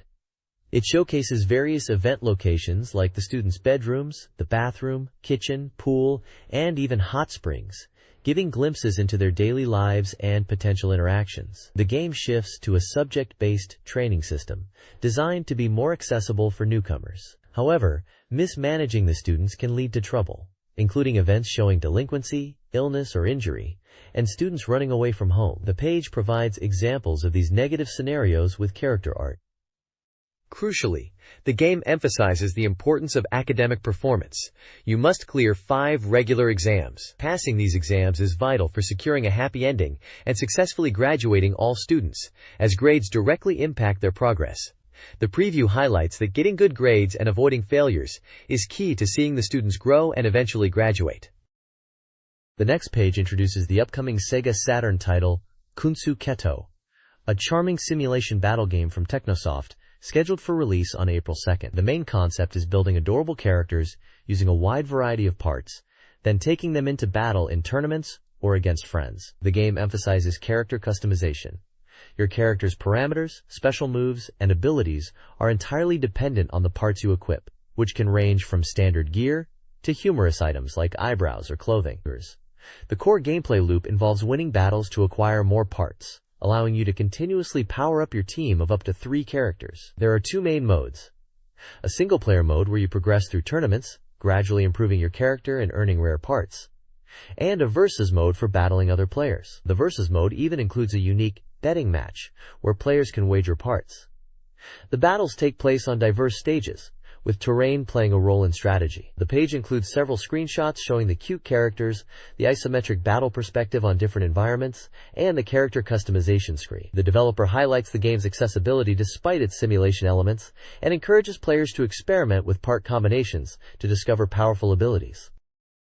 The next page delves deeper into the mechanics of Kunsuketo, starting with the character creation process where you input a name and select the base color, adjustable via RGB values. After creating up to 3 characters, you head to the shop to buy parts. Equipping these parts is key, as they don't just change your look, but also boost parameters and grant special abilities. The page highlights how parts confer special effects, showing examples of both magic and powerful special moves. Combining different parts alters your character's stats and abilities, allowing for diverse builds. You can acquire more parts by winning battles, and there's a chance to find rare ones. The tournament mode is detailed, featuring battles across various terrains like swamps and water, which have tactical effects you need to consider. There are bosses to challenge as you progress, and stages sometimes contain random recovery items, or even treasure chests hidden throughout the field that you should definitely seek out for valuable items. Finally, the versus mode allows you to battle friends using characters you've raised. A unique feature lets you wager parts on matches. Interestingly, the game supports cross-platform battles between the Saturn and PlayStation versions using passwords, adding a competitive edge across consoles.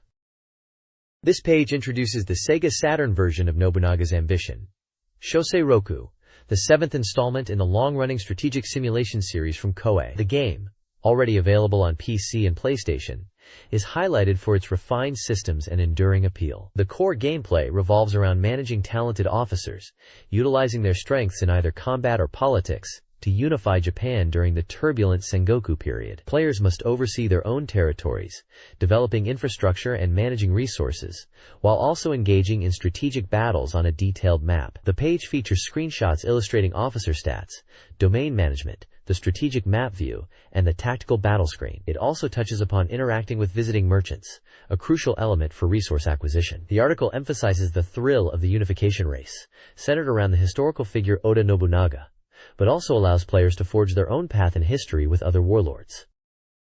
Nobunaga's Ambition. Shosei Roku explores strategic gameplay beyond combat. Diplomacy includes forming alliances, recruiting warlords, and using threats. Strategy and plots are crucial, allowing actions like assassinations, defections, rebellions, sabotages, and spreading rumors. Ninja officers boost covert operation success rates. Combat tips cover field battles and sieges. Field battles emphasize flanking and using weather to your advantage. Sieges focus on weakening the enemy before assault, using reserve troops to counter reinforcements, and capturing the castle lord. The game also features merchant interactions, offering treasures to boost officer stats, cannons, and ironclad ships. Success requires mastering diplomacy, covert operations, battlefield tactics, and resource management.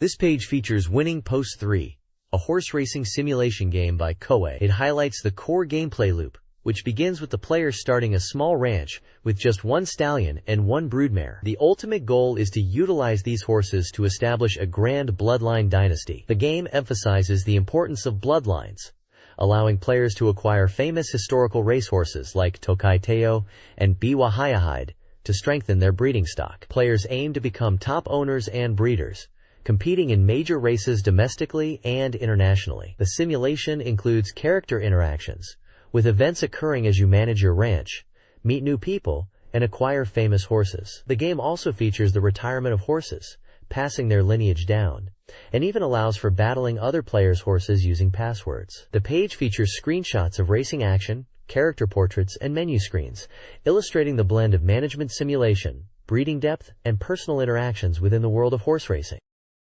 The next page delves deeper into the crucial breeding mechanics of winning post 3, presenting the 5 breeding theories that determine the potential of your foals. Building on the previous page's introduction to starting your stable, this page explains the core principles for producing champion racehorses. The theories cover concepts like blood compatibility, emphasizing the synergy between bloodlines rather than individual horses; influence, highlighting lines strong in passing down desirable traits; specific bloodline characteristics like speed or stamina associated with certain lineages; the significant impact of the dam sire; and inbreeding, which can concentrate traits but also carries risks. Screenshots and diagrams illustrate these points with examples of real-life horses like Mahiro Ratian and Air Groove, showing how their pedigrees fit these theories. The game provides a bloodline memo tool to track these relationships and guide your breeding decisions. While the game presents these as theories, they are essentially the underlying rules you must master to consistently produce powerful runners, directly impacting your success in the races mentioned on the previous page. The next page introduces the adventure game Himitsu Sentai Metamol V, showcasing its vibrant anime art style with a central image of the 5 heroines. The game focuses on these cute yet powerful girls who protect Earth from evil aliens, transforming into heroes using a special bracelet. The core concept is that their combined power makes them unstoppable, blending elements of magical girl stories and Sentai action. The page also features an article with Shojiro Endo, who served as the game's director and scriptwriter. Endo discusses his creative process for Metamol V, explaining his aim to create a bright and lively game centered around 5 distinct and impactful characters. He drew inspiration from classic Sentai series like Goranger, emphasizing that each of the heroines is capable of being a protagonist in her own right, avoiding characters who merely exist to support others. The article touches on his previous work having a heavier tone, making Metamol V's lighter approach a deliberate choice. Release details are included, noting the game's publisher, release date, price, adventure genre, and Alasia's recommendation. There's also a brief mention of release day events. Smaller images on the page include character designs, giving a glimpse into the game's visual style, and a nurse character. This page highlights Metamol V's 5 major selling points, continuing the discussion from the previous page about the SEGA Saturn title, directed by Shojiro Endo. It details the game's impressive features, starting with an energetic opening movie and exciting transformation scenes, described as Como, super cute. Next is the non-stop realistic voice acting, noted for its engaging dialogue flow, even in standard conversation scenes. The third feature is the replayable story, which branches based on the player's choices, allowing for different outcomes. The fourth point emphasizes the TV anime-style previews for upcoming episodes, creating suspense and making players eager to continue. Finally, the fifth feature highlights bonus elements like collecting character cards and other extras available after finishing the game. The page also continues the interview with director Shojiro Endo. He reveals his favorite characters in Metamol. Versus are the chief, likely a protagonist's ally or superior, and the enemy character, Emperor Adonis. He explains that, unlike complex villains he's created before, Emperor Adonis lacks a complex background, simply being noble from birth. Emplendo also expresses a desire for female players to enjoy the game, mentioning it incorporates a feminist perspective, and that the heroines aim to reform, not kill, the villains. He contrasts this approach with typical enemy defeat methods, stating that the goal is repentance rather than simple elimination. He sees Metamol V, particularly the silky lip aspect, as a culmination of previous work, and hopes players can enjoy it freely.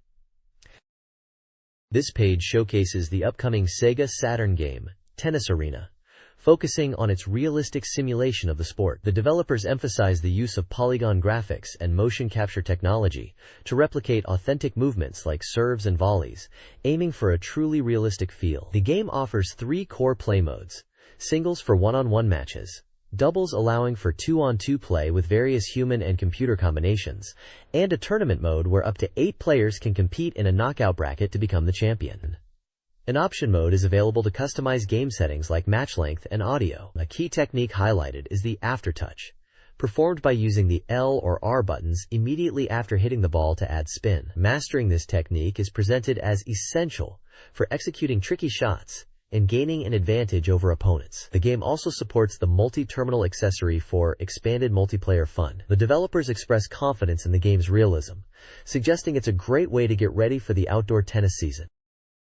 This page appears to be an introduction or index page for a comprehensive guide section covering various SEGA Saturn software titles released after publication. It features illustrations of 3 fantasy-style characters: a hooded figure with a sword, a woman with dark hair holding a staff, and a blonde woman with a staff. The prominent text at the top indicates a complete guide for SEGA Saturn software. The page then lists several games that are covered in the guide, along with their corresponding page numbers. These include popular titles, such as The King of Fighters, 97, Eve the Lost One, The Legend of Heroes, A Tear of Vermilion, Burning Ranger, Dungeon Master Nexus, and Choro Q Park.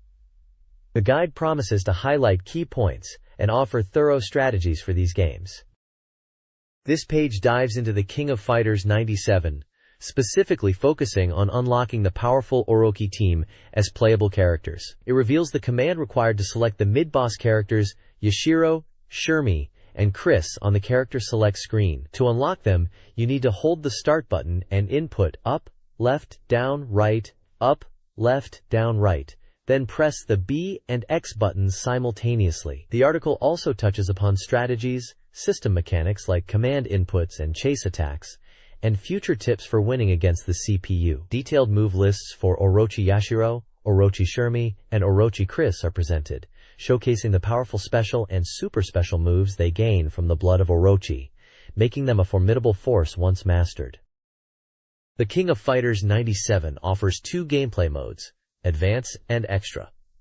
Advance mode features variable jumps, a dash with recovery, and an emergency roll for evasion. Extra mode provides fixed jumps, a step for quick movement, and an attack evasion for invincibility. Both modes share a power gauge, used for super special moves, guard cancels, and emergency evasions. The gauge fills differently depending on the mode: Advance through offensive/defensive actions, Extra by holding a button or taking damage. Both have a power max state for enhanced attacks, with Extra's max state granting unlimited super special moves at low health. Finally, both modes share a throw evasion mechanic, but some throws are inescapable. Understanding these mode-specific systems is key to mastering the game and finding your preferred playstyle.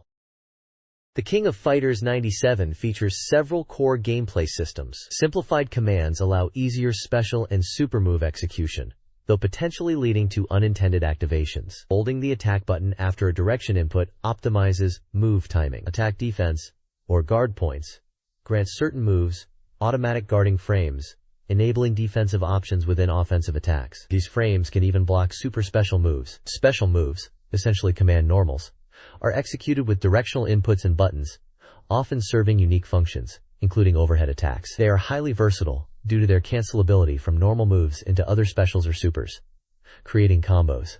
Notably, the empty cancel of a command normal, even when missing the opponent, can alter its properties. The page illustrates these mechanics using characters like Kyo, Iori, and Kini, and Blue Mary. This page delves into some crucial, often misunderstood, mechanics in the King of Fighters 97. While normal throws might seem simple, they are surprisingly complex, often failing immediately after guarding, getting up, or during certain attack recovery frames. However, special move throws can bypass an opponent's guard stun and are ripe for follow-up attacks. The page also highlights attacks designated as unguardable, like Andy Bogard's Chow Repa super special move, which hits regardless of defense. A key system discussed is character compatibility, which subtly influences gameplay. Depending on the selected order and opponent, compatibility affects how quickly your gauge stocks fill or deplete. You can check this compatibility rating at the character select screen, indicated by icons representing best, good, and worst pairings, each with different stock gain/loss properties. The guide also emphasizes the importance of mid-air pursuit attacks. Landing a hit on an airborne opponent allows for follow-up attacks, making it easier to connect with certain special or super special moves that might otherwise be difficult. Robert Garcia's combos are shown as a prime example of this tactic. Finally, mid-air guarding is covered, defensive option, but strictly limited to vertical and backward jumps. Notably, most super special moves in KOF 97 are unguardable, even in the air, making opponents vulnerable after a misplaced jump. The page shows Clark and Athena demonstrating mid-air defense, This page is a strategy guide for the Sega Saturn adventure game, Weeping, and then it focuses on guiding players through events involving the character Norma Wendy, one of the key heroines. Mentioning the goal is to conquer events for 3 girls, including the hidden character Kane. The page introduces Norma Wendy, describing her background as a rich girl who ran away from home with her maid, Yuzuriha. While she can be competitive, she also possesses an innocent, childlike purity, often masking deeper emotions with anger.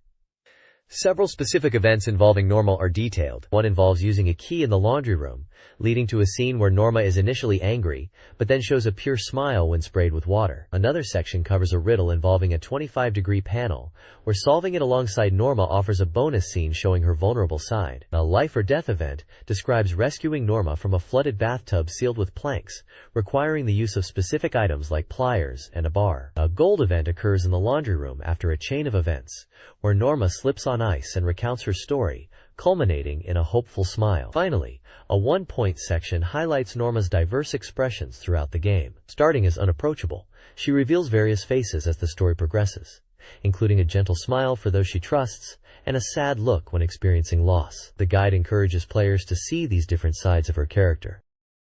This page provides a strategy guide for the Sega Saturn adventure game, Weeping, and then shifting focus to the character Suzune Shirakawa. The guide states that Suzune's puzzling behavior in the ruined mansion is tied to a sad past, and understanding her is crucial to uncovering the truth of the events. Several specific events are outlined, offering players steps to trigger them. One event, titled Changing Clothes Makes You Remember the Past, details helping Suzune after she spills oil on herself, requiring a maid outfit. Another section, Characters Written on the 15 Puzzle, describes how solving a 15-piece puzzle reveals important hints. A suspenseful life or death event involves pursuing Suzune to a trophy room, warning of a potential trap under a trophy. The guide also explains the conditions for achieving Suzune's gold ending, which involves obtaining a cassette tape from a corpse and finding the escape route. Successfully navigating these events reveals her past and why she feels she cannot return to happier times, emphasizing the depth of her history connected to the mansion. This guide focuses on Hane, a memoryless girl in the adventure game Weeping and Then. The guide outlines key events involving Hane. The first, Girl in the Moonlit Attic, involves a startled encounter in the attic. Event 2, To the Hungry Puppy, Woof Woof Gourmet, sees Hane blush after being given dog food. Same as the Flower of Memories of the puppy's name, features Hane remembering Norma and hinting at her own identity. The name taught by the boy in the dream triggers Hane recalling her name. Finally, You Won't Forget Your Warmth requires helping other residents and gaining affinity, leading to a tearful Hane and the revelation of the mansion's painful past through her memories. Screenshots accompany these events. This page of the Weeping and Then complete guide focuses on how to unlock the various endings in the game. It explains that endings are determined by gathering ending points for different characters, often through special gold events. If multiple characters have the same highest point total, there's a priority list to determine which ending you get. The list includes Suzumoto Raiko, Shirakawa Kozue, Hane, Norma Wendy, Hanatori Itsumi, Aoki Chizuru, and Sugana Marie, noting that earning enough points for Raiko is particularly challenging. 3 specific events are detailed. Event 5 shows Hane reacting to the fireplace, triggering memories related to Norma. Event 6 involves finding a secret diary and seeing Sakura the puppy take it, followed by Hane talking about her past. Event 7 describes rescuing Sakura from a broken car trunk in the garage, requiring the use of an iron pipe and a mysterious key. A key tip is provided for Hane's events, emphasizing that her events must be triggered in a specific sequence and have a short window of opportunity. Finally, the page briefly touches upon the game's escape route and hints about finding the key near the elevator. This section of Eve the Lost One introduces the key players and sets the stage for the Eltidia journey. Investigator Kyoko probes a murder connected to a research institute and the mysterious Areru. Her investigation leads to the World Import Tower, revealing the victim sought his lover. Meanwhile, Snake, whose identity is unveiled, bombs the tower, causing casualties and confronting Kyoko before escaping. Kyoko, framed for the murder, flees to Eltadia to clear her name. Snake, under government protection, is also heading there. The page also introduces Kojiro's storyline, explaining his connection with Priscia, linked to a past plan to retrieve a plate. The narrative highlights character motivations and core mysteries, using visuals to depict the tower incident and key characters, preparing readers for the main events in Eldidia.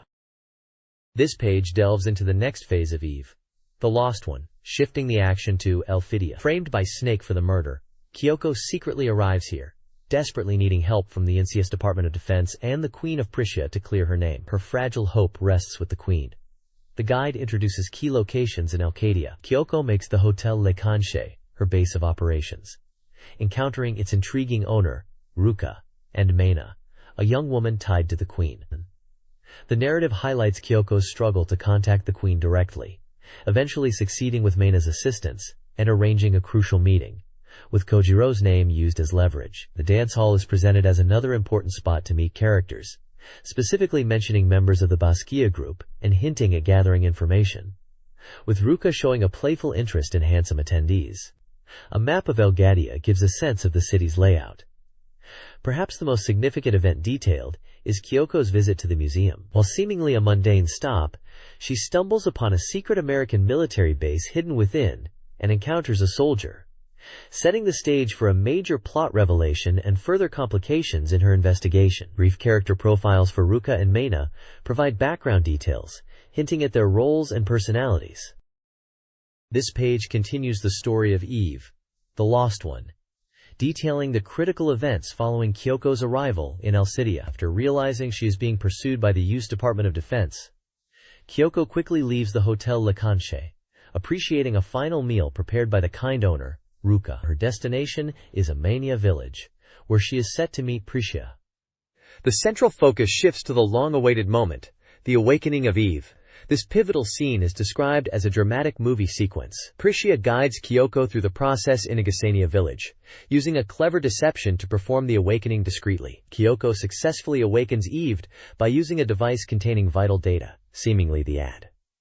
Following this, Priscia makes a significant public declaration to the world. The page provides a major revelation about the identity of Midu Mayako. It's revealed that the real Mayako doesn't exist.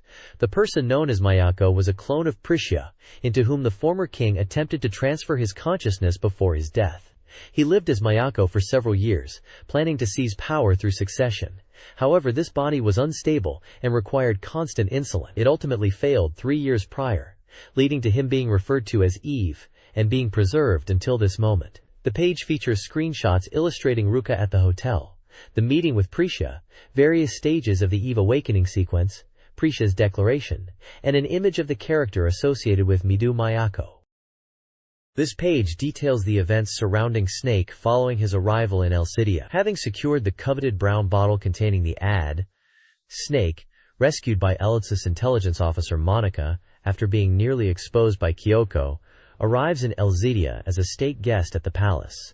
We see Snake encountering Princess Priscia on the veranda, seemingly hearing the voice of Mayako, a figure strongly tied to the previously revealed Eve and the former king. Snake also reconnects with Meina in the palace courtyard, a surprise encounter after thinking she was back in Japan. A crucial scene unfolds in the palace's storage room, where Eve is preserved. Here, Snake attempts to use the ad liquid on Eve, but it yields no reaction. Priscia is present, claiming Eve was originally mine, and seems unexpectedly relieved by the outcome. Elsewhere, Monica brings Snake to the museum to meet Colonel Depp of the Yamias Dod, who explicitly states his plan to establish Elbidia as a established military base in the Middle East. The page also provides character profiles for key players.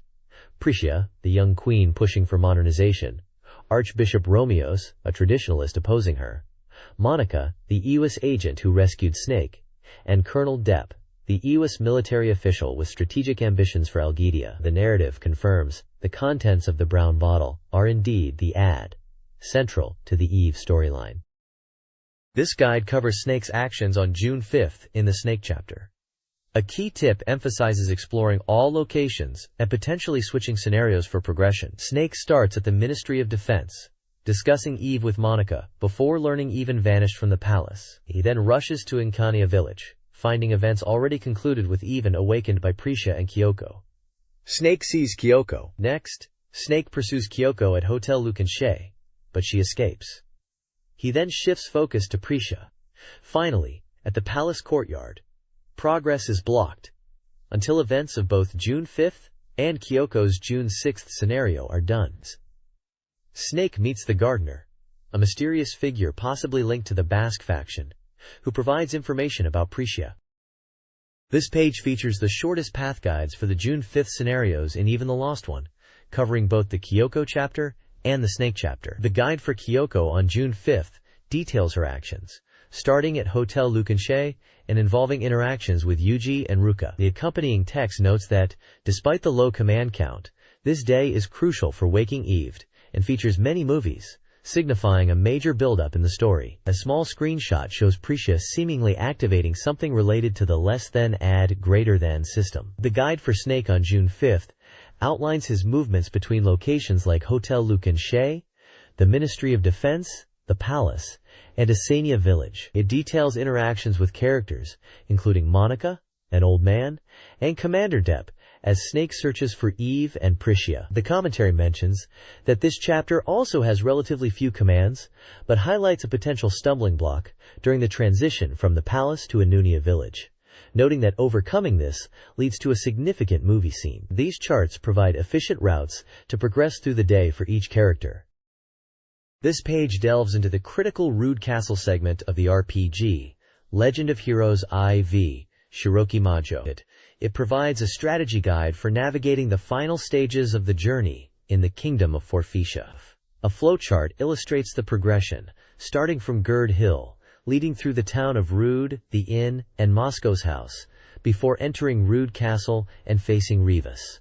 The guide details how to infiltrate the castle, requiring assistance from specific characters like Dual Hazel and Brito, the latter found at the inn. Inside the castle, players are advised to secure treasures in the basement, noting the importance of a magic resistance ring for later battles. The basement itself is described as a vast maze, where you'll reunite with allies such as Rhodey, Alf, and Morrison. The guide recommends frequent saving due to challenging battles. Strategies are provided for notable enemies encountered in the castle.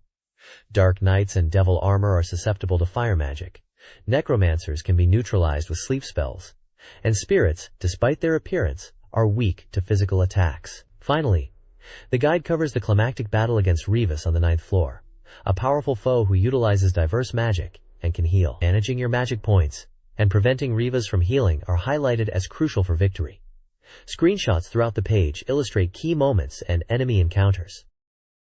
This page presents a detailed map of the Rude Castle underground labyrinth from Legend of Heroes IV, A Tier of Vermilion. The map is broken down into sections labeled Map A through G, covering floors B1F to B5F, showing the layout, connections between areas, stairs, and points of interest. Red arrows indicate the recommended path for the shortest route through the maze. Key locations marked on the map include spots for events featuring characters previously mentioned, such as Rhodey, Alf, and Morrison, indicating where you'll reunite with your allies. Locations of enemies and a soldier are also marked, highlighting points where encounters are expected. The accompanying text explains that this guide focuses on the most direct path through the extensive underground labyrinth.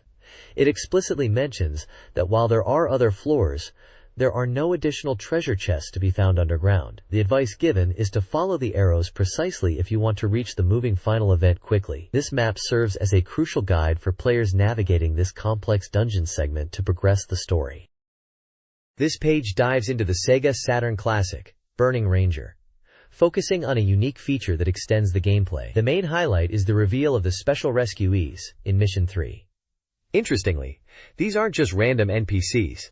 They are caricatures of the game's development staff. Prominent figures like Yuji Naka, Takuya Matsumoto, and Naoto Oshima are featured with both their illustrations, drawn by manga artist Ami Shibata, who is also rescuable, and real photos, humorously pointing out the resemblance. The page lists all the rescuable staff members for Mission 3, including designers, programmers, sound staff, and even the Sonic team producer. Each entry gives a brief description and mentions what kind of rewards, like passwords for BGM mode, movies, or extra images, you get for rescuing them. Below this, the page discusses the Generate feature, specifically for Mission 3, and explains that while the basic map structure doesn't change drastically after generating, The locations of the rescuable characters and crucial items like aeroid cards and the BO3 switch are randomized. Tips are provided on where to look for endomide cards around the octagonal room and the BO3 switch near the beginning of the reinforced area in these generated maps. The screenshots show gameplay footage, including rescuing a character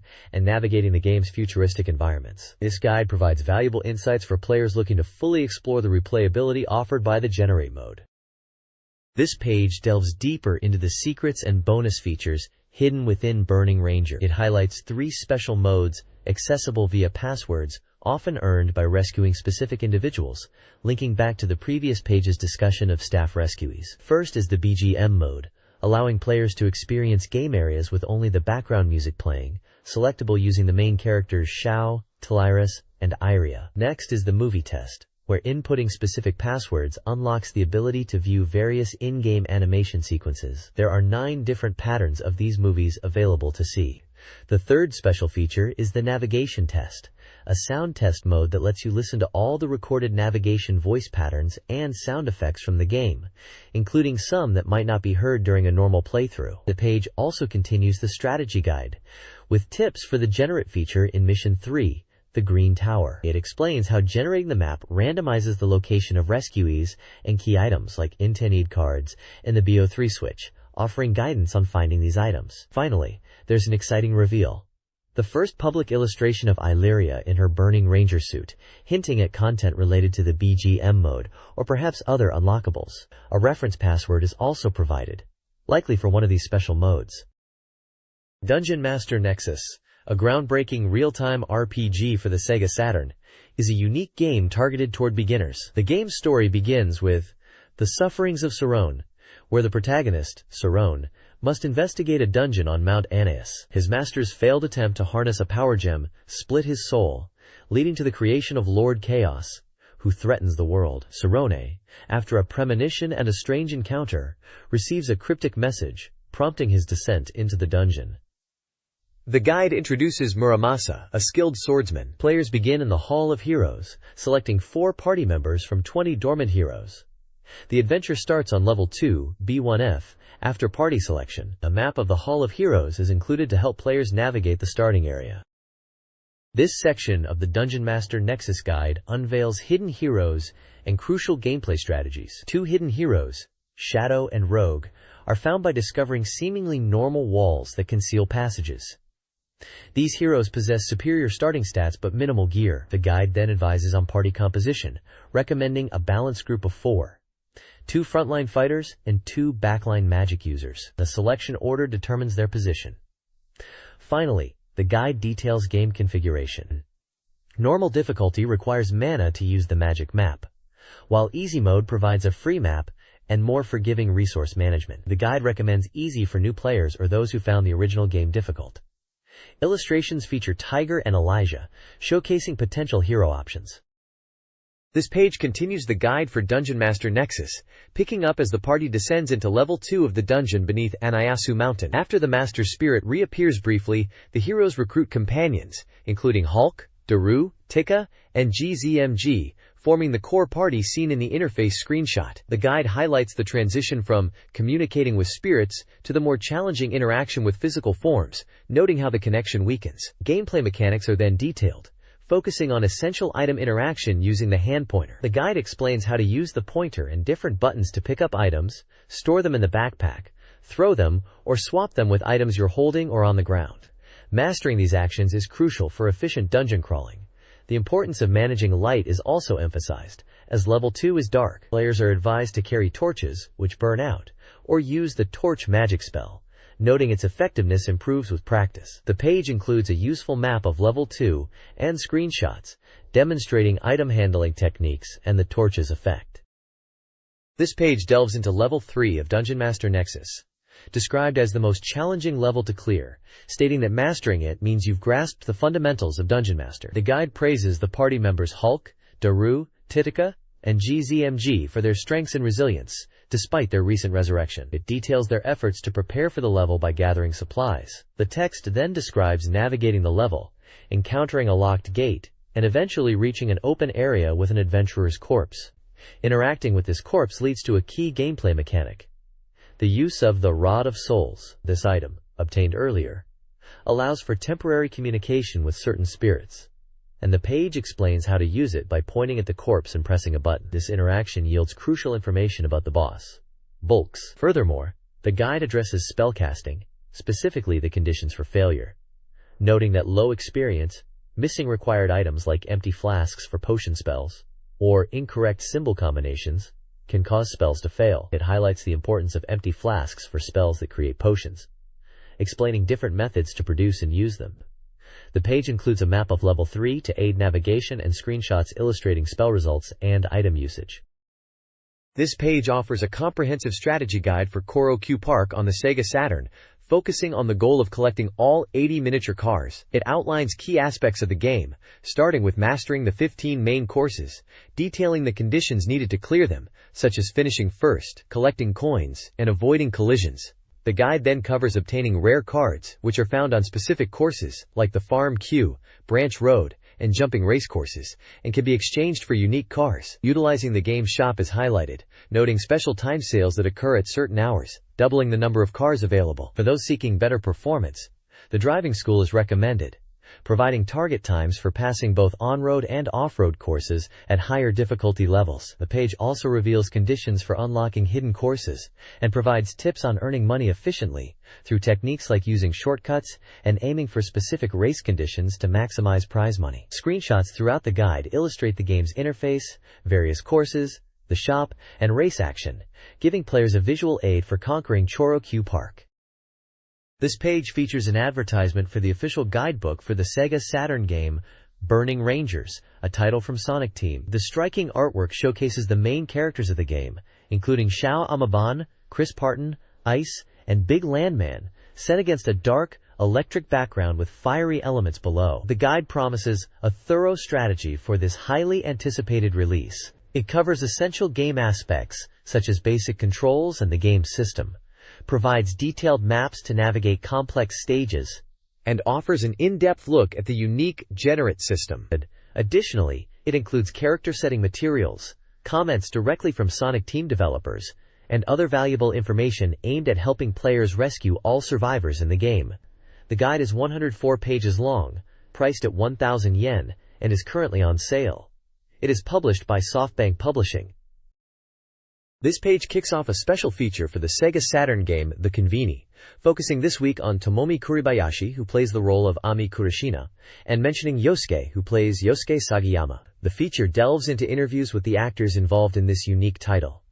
Here, we get to hear directly from Tomomi Kuribayashi. She talks about her background, including her attempts at karate at Masoyama's Kyokushinkaikan, though she admits she didn't stick with it despite wanting to meet Andy Hug. Interestingly, when asked about hobbies like games, she describes herself as quite clumsy. She also shares her initial impressions of filming for the Conveni's unique format, saying she was hesitant at first, but it felt natural as they went along. When discussing preferences and partners, she makes a surprising comment about initially prioritizing looks, which often catches people off guard. She gives her thoughts on her character, Ami, describing her as pure and straightforward, but humorously suggests her own true personality is much darker, maybe to the point where fans who like her as Ami shouldn't see the real her. The page also includes her profile, listing her name, birth date, January 11, 1972, size, 161 centimeters, 835,885, and hobby, tennis.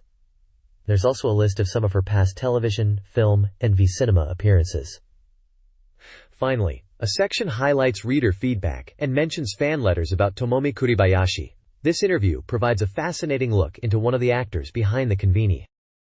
Yosuke, who played Yosuke Sagayama in the SEGA Saturn game The Conveni, is profiled. The actor debuted in Kindaichi Shonen no Jikenbo, and found his role as an ad in The Conveni a valuable learning experience. He recalls a memorable, cold scene, and enjoys RPGs like Final Fantasy V2, though he doesn't have time for them. Yosuke also enjoys arcade gun shooting games, such as House of the Dead. His talents include watching movies and playing guitar. He aspires to be a versatile actor, taking on diverse roles. The profile includes his birth date, May 7, 1979, blood type, O, height, 175 centimeters, and weight, 55 kilograms, along with a list of his TV appearances. Reader feedback praises his acting ability, The page ends with a call for fan questions for a chance to win a signed photo. This page of the Dungeon Journal provides essential strategic guidance for the unique simulation RPG Chaos Seed. It covers key battle tactics, such as grouping enemies for efficient combat and using magic strategically, and explains the benefit of a tactical retreat, which can clear harmful status effects. An interesting tip suggests adjusting your equipment before encountering a boss to potentially influence their strength, then re-equipping immediately after the fight begins. The page also includes advice on how to understand and interact effectively with the game's senju, or cave beast companions. Alongside these gameplay tips, there's a section dedicated to fan art, showcasing illustrations submitted by readers who enjoy the game. This is a great resource for players looking to get the most out of their Chaos Seed experience. This page features a comprehensive guide for Tokimeki Memorial Drama Series Volume 2, Irodori no Love Song, focusing on the game's minigames and character events leading up to the Kirameki High School Culture Festival's band contest. It provides essential strategies for the guitar minigame, explaining how to master chord changes and interpret on-screen cues, as well as detailing how to earn skill representing picks. Players also get tips for the minigames encountered during the October 5th date, specifically the photo contest and the diving game, offering advice on how to achieve success in each. A significant portion is dedicated to triggering events with the popular character Shiori Fujisaki, listing specific dates and actions required, highlighting her role beyond the main story. The article includes a culture festival column that discusses the thematic importance of the festival within the game, likening it to a moment that breaks daily monotony and intertwines with the excitement of romance. Developer comments and a personal column round out the page, offering additional insights into the game's development and experience. This page features the latest from Capcom with Hello! Capcom Volume 49, highlighting the much-anticipated release of the final volume of the Night Warriors, Darkstalkers Revenge OVA adaptation. Released today, this Volume 4 brings the story to its dramatic conclusion, showcasing a narrative that takes a different path than the games. You'll see characters like the powerful alien being Pyron, along with series mainstays Dimitri and Morrigan, the killer machine Huitzil, the exorcist Donovan, and the mysterious Anita, all converging in a final confrontation. The article praises the dynamic animation and powerful action sequences that bring the characters' signature moves to life, noting that fans of the Darkstalkers series will definitely be impressed. The page also includes the highly recommended room, featuring fan submissions. This time, you can see some cool illustrations from readers, including artwork of characters like Jin Saotome from Marvel vs. Capcom and Kenji from rival schools. Finally, there's a brief note about the wrap-up feature for Darkstalkers 3, Vampire Savior, being extended, along with information on a related present campaign for those whose submissions were featured. This page delves further into Capcom's activities, featuring a girls-only Pocket Fighter tournament held at the Capcom Tokyo branch, which the magazine's editorial staff participated in. The article humorously recounts the experience, including a staff member's struggles and playful blaming of the PlayStation hardware. It seems the magazine staff's fighting game skills might not be as sharp as their writing. Beyond the tournament, there are sections encouraging reader interaction, and one proposes a dream project, creating an original variable cross game using characters from both Capcom and Marvel vs. Capcom. Another section highlights Ameko Akimoto's shaky lecture, focusing on the Marvel character Juggernaut. This profile details his immense power, his origin story linked to the Crimson Gem, his heated rivalry with his stepbrother Professor X and the X-Men, and his appearances in games like X-Men vs. Street Fighter and the Japanese comic series Onslaught. It emphasizes his near invincibility and states that only the Hulk is truly capable of defeating him head-on. The page wraps up with details on a TGS Goods giveaway for readers. This page features a deep dive into Capcom's 3D fighting sequel, Star Gladiator 2, Nightmare of Bilstein. The centerpiece is an interview with developers Noritaka Funamizu and Yuichiro Ikeda, who discuss the game's evolution. They highlight the significant graphical improvements over the first game, the focus on making it feel like a true fighting game in 3D space, and the ease of use for the Axis movement system. They also mention using motion capture and confirm plans for a SEGA Saturn port, which is fantastic news for console players. The lower part of the page showcases the impressive roster of characters with detailed illustrations, including returning fighters like Hayato, June, Bilstein, Gore, and Blood, as well as new faces such as Ile, Luca, Omega, Vector, Sorelt, Claire, Eagle, Zelkin, Gentetsu, Gamoff, Bayato, Saturn, Prince, Shaker, and Bayako. giving a clear look at the diverse cast ready for battle. This page is all about unlocking the secrets in Marvel vs. Capcom, Clash of Superheroes. It reveals some of the hidden characters and special partners available in the game. The spotlight is on Shadow Lady, a character who visually resembles Chun-Li but brings a completely different moveset, including a low-altitude dash, missiles, a drill, and even a laser. The method to select her is quite involved, requiring players to draw specific patterns on the character select screen starting from Morrigan's portrait. The page also highlights special partners like Sentinels from the X-Men series, and Shadow, who is essentially a male version of Shadow Lady. Sentinels can appear during certain character attacks or as a selectable partner, while Shadow is a special partner who appears during character selection. There's a section detailing the conditions required to fight against a CPU-controlled Shadow Lady, involving specific win conditions and match outcomes. A move list is also provided, detailing the special moves for characters like Roll from the Rockman series and Shadow Lady, noting that other hidden characters often share movesets with their base counterparts. It's exciting to see how many layers of hidden content were packed into this game. This page of the AM2 Express weekly special focuses on getting players ready for the full-scale operation of Fighting Vipers 2. The article emphasizes that while the game is nearing completion, understanding the foundational common command techniques, particularly the guard and attack system, will significantly enhance the enjoyment. The page is structured as a practical guide, breaking down moves into upper/middle guard and attack and lower guard and attack sections. Each section features multiple screenshots illustrating various techniques performed by different characters from the game's roster, including Sandman, Marler, Jane, Raxel, Grace, Honey, Candy, Picky, Emmy, and Charlie.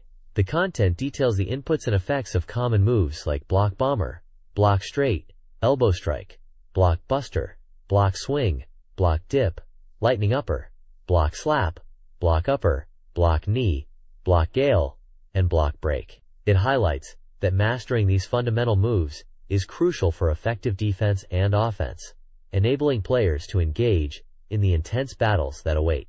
The overall sentiment is that learning these basics is essential for unlocking the true depth and pleasure of Fighting Vipers 2.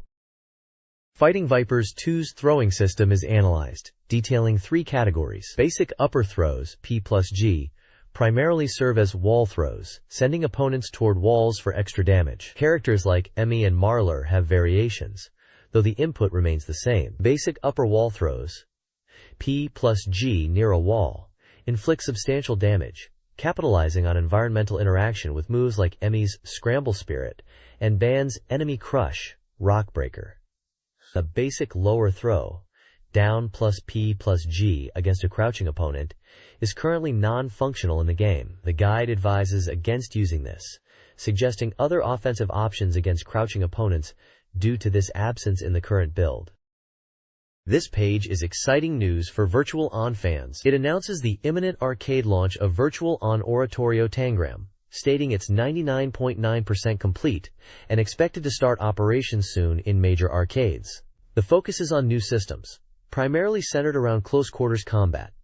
Several new attack types are detailed. There's a new jump attack executed from a small jump, a powerful turbo attack enabled by the turbo button specifically for close range, and a down attack used against downed opponents. Screenshots demonstrate these moves, showing Temjin, APHARMD the Striker, Fayin the Knight, and Raiden performing them. Another highlighted system is the 2 types of turbo shots, where combining the turbo button with left or right inputs results in different attack methods, depending on the Virtuoid.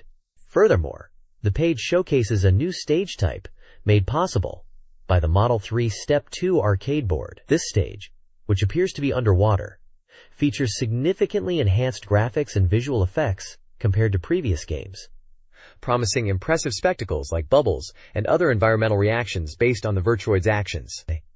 The graphical leap enabled by the new hardware is clearly a major point of excitement. The next page continues the deep dive into Virtual On Oratorio Tangram, presenting Part 2 of the special report. It focuses on the characteristic attacks of various Virtuoids and details a new battle system feature. The new battle system section highlights a seat selection system. A screenshot shows players choosing which seat, B, C, or D, they want to battle against, indicating a system where matchups might be determined or displayed before fighting. The page then showcases 3 specific Virtuoids, Angelin, Spasinef, and Temjin, detailing their unique offensive capabilities in Oratorio Tangram. Angelin is described as having ice-based attacks from its staff, including freezing opponents and summoning a massive ice dragon. Spasinef features powerful attacks with its staff, a strong turbo shot, and attacks involving feathers and floating light bullets, with its 2P color scheme noted as cool. Temjin is mentioned as largely consistent with previous titles, but with increased attack variations, such as a transforming rifle during turbo shot and a wave attack. The reviewer notes, Temjin's good balance makes it recommended for beginners. Screenshots visually demonstrate some of these attacks and the different color schemes for each Virtua Recoroid. This article explores 4 Virtuoids from Virtual on Oratorio Tangram. RVR42 Cypher uses a dagger for piercing attacks and features a turbo shot similar to Temjin's laser. Sav 326D Greisvach is a missile-focused machine boasting immense offensive power and self-destructing missiles. Its attacks include crouching dual-wield missile barrages and a giant back-mounted missile. RVR68 Dordre's signature weapon is a drill that deals continuous damage, with different attack forms based on dash direction. Finally, XBV 819TR Balbados, described as Balbados with legs, utilizes remote-controlled weapons and floating mines, including a terrifying giant mine from its right turbo shot, and possesses a unique aerial dash. This page continues the deep dive into the Virtuaroids featured in Cybertroopers Virtualon Oratorio Tangram. First up is the RVR33 APHARMD, the Striker, equipped with a fan launcher and a knife, presented as a more soldier-oriented model. Its turbo shot uses the launcher to fire missiles, while the knife is for close-quarters attacks, though its short range is a noted drawback. Next is the RVR39 APHARMD, the Battler, whose defining feature is the destructive tonfas on its arms, capable of leaving devastating results. It also carries submachine guns for ranged attacks. The description highlights the tonfa's power as a key characteristic. The RVR-14 Feyan the Knight is showcased, famous for its heartbeam attack. This version includes a small explosive blast upon landing, akin to a scaled-down version of Temjin's bomb. It possesses a hand beam and a sword, with the sword acting like a Bogan-type weapon, and specific button inputs trigger the iconic heart projectile or a sword wave during a dash. Finally, the HBV 502H Raiden makes an appearance, noted for its increased weightiness. Its powerful shoulder lasers remain a primary weapon. Raiden now wields a bazooka for close combat, and can deploy an electric attack by expanding its shoulder parts at close range. The article observes that with more Virtuaroids gaining strong close-range options like Raiden, battles are becoming more intense and chaotic. The page ends anticipating the game's imminent arcade release. This page dives into the highly anticipated Cybertroopers Virtualon Final Mission National Tournament. The event is set to electrify Ebisu Garden Hall on March 29th, promising a full day of high-level Virtuoid combat. The article gives a detailed look at the Virtuoid coids chosen by top players in the preliminary and area tournaments. As expected, the versatile Temjin leads the pack, but there's a significant presence of APHARMD, Raiden, and Dordre. It's noted that less common Virtuoids like Feyan, Viper 2, and Balbaspo are also making appearances, and keeping an eye on these could be key to predicting unexpected outcomes. The total count of machines used by qualifiers is listed, showing a diverse but clear preference hierarcy. For fans attending the tournament, there are some fantastic perks. SEGA is giving away a free action figure of Temjin, the popular protagonist Virtuaroid. While many are available, fans are advised to come early, as supplies are limited to 1 per person. Additionally, attendees will get to play brand new Sega arcade games on free play before their general release, offering a sneak peek at what's coming next.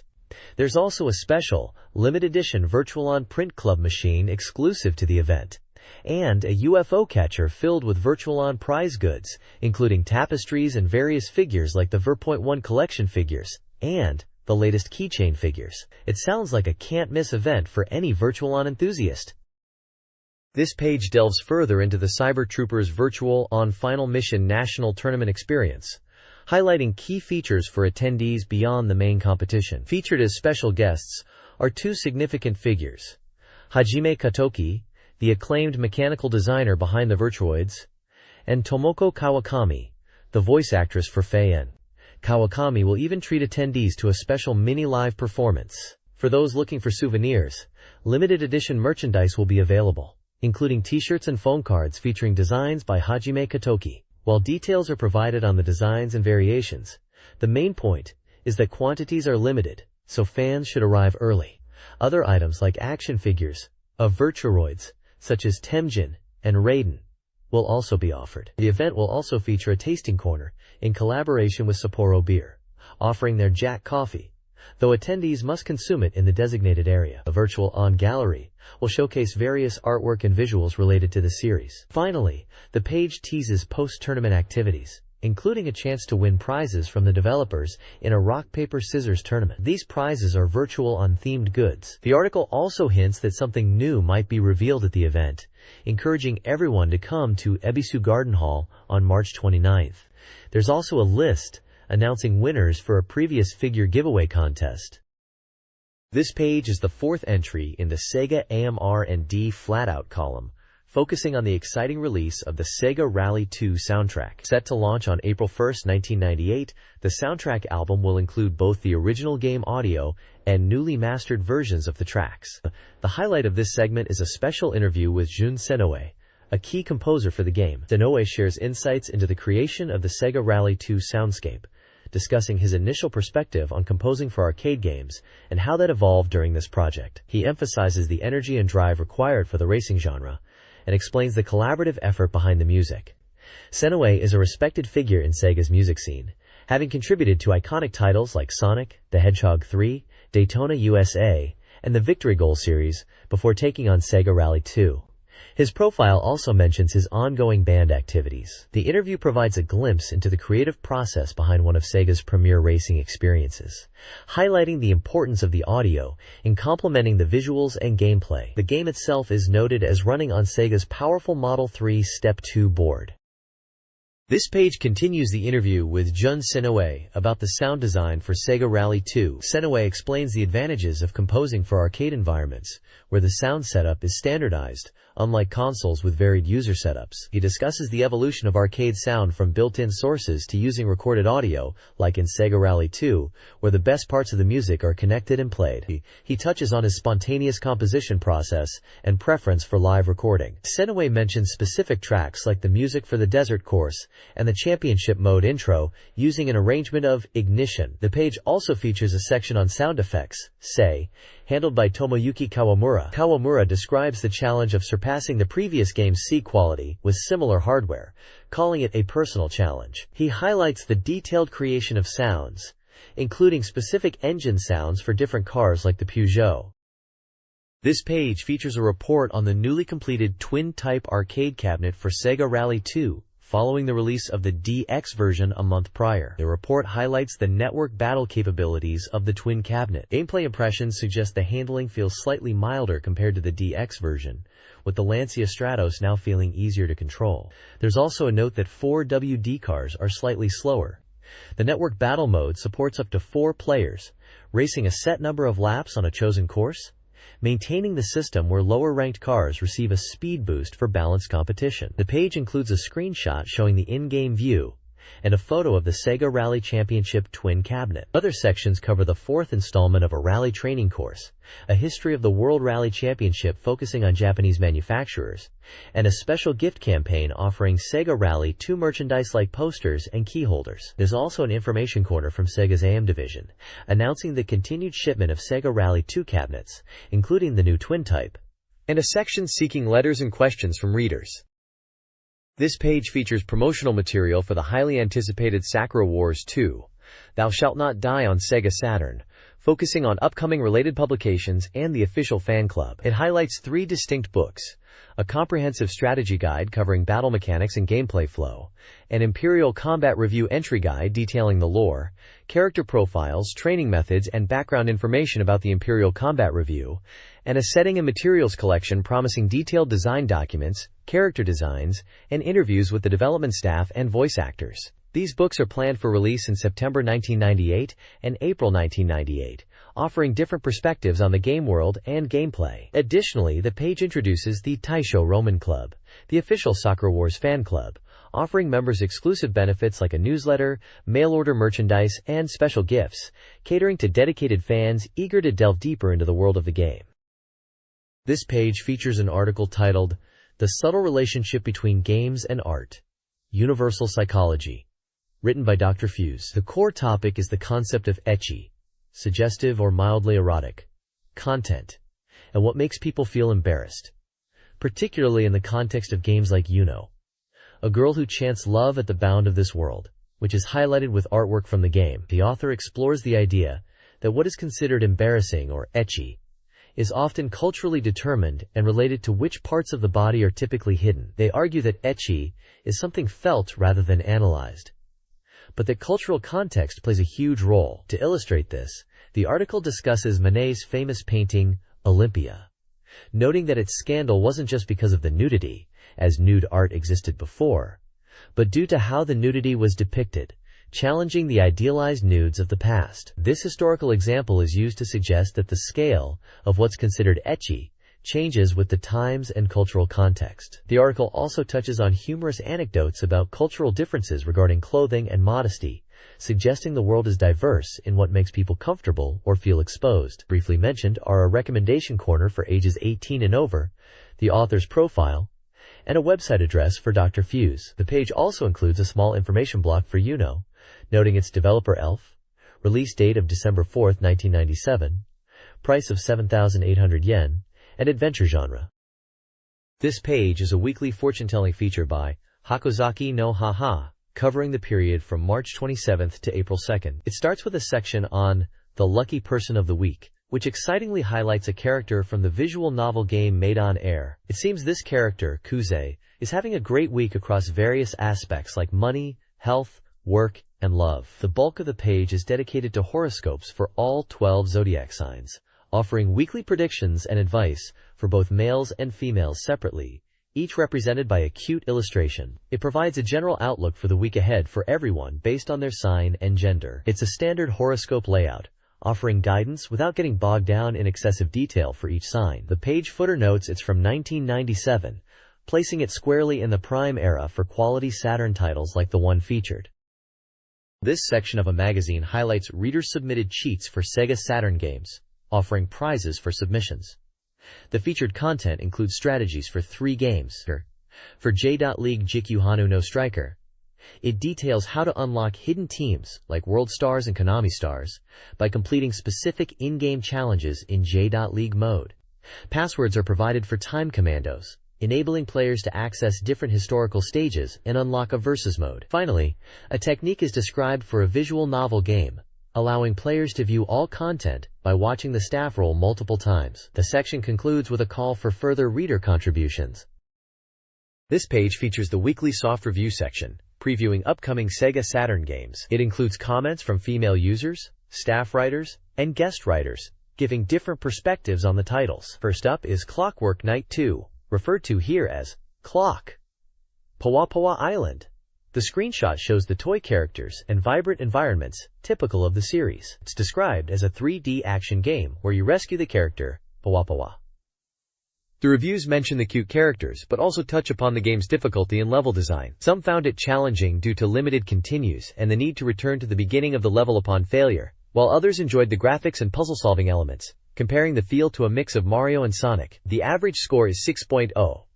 Next is Dragon Force 2, titled Dragon Force 2, Kamisarishi Daichi ni. This is a simulation RPG, where you choose one of 6 rulers from different nations. The screenshot displays a large-scale battle scene, a hallmark of the series. Reviewers appreciate the character backgrounds and the strategic depth of the battles. Comments highlight the engaging story, beautiful graphics, and strategic combat systems. One reviewer noted the unit consumption in battles and shared map illustrations as minor drawbacks, but overall found the game highly enjoyable, praising the sense of progression and battle strategy. The average score is 7.33. This week's SEGA Saturn soft review features 3 upcoming titles.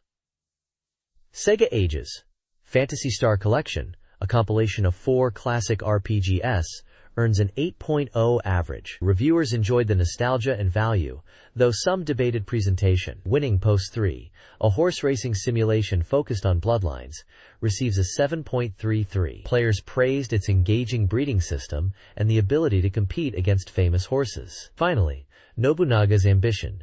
Shoseiroku, a historical simulation set in Warring States Japan, scores a 7.66. Reviewers lauded its strategic depth and intuitive interface, despite some lengthy initial scenarios. This page features reviews for 3 upcoming SEGA Saturn titles. First up is Kumitate Battle Kutsuketo, an assembly battle simulation game. Reviewers praised its character creation feature, finding it highly addictive and offering deep customization. While the core battle system requires strategic thinking and unit assembly planning, the cute character designs keep it engaging. The average score came in at 7.66. Next is Waku Waku Puyo Puyo Dungeon, an adventure RPG set in the Puyo Puyo universe.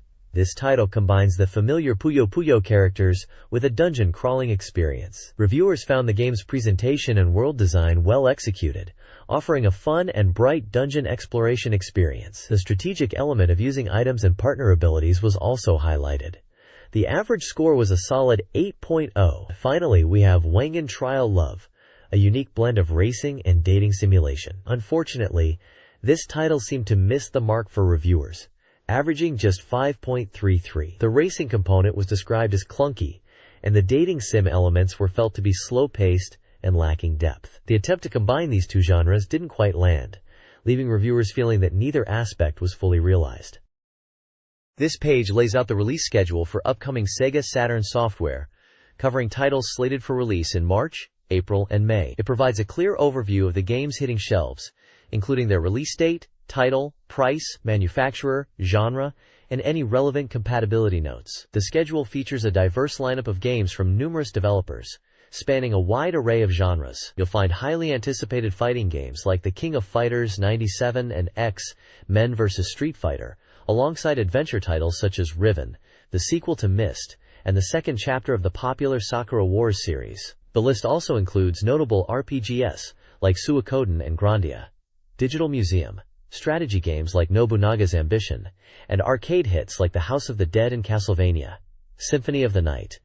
The page also includes a small section explaining the abbreviations used for genres and compatibility, which is standard for these schedules, ensuring players understand the details provided for each release. It's clear from this list that the SEGA Saturn continued to see strong support, with a steady stream of quality titles across different categories during this period. Some titles on this schedule, like Waku Waku Puyo Puyo Dungeon, Kumitate Battle Kutsuketo, and Wangan Trial Love, were recently reviewed, showing the magazine keeps readers updated right up to release.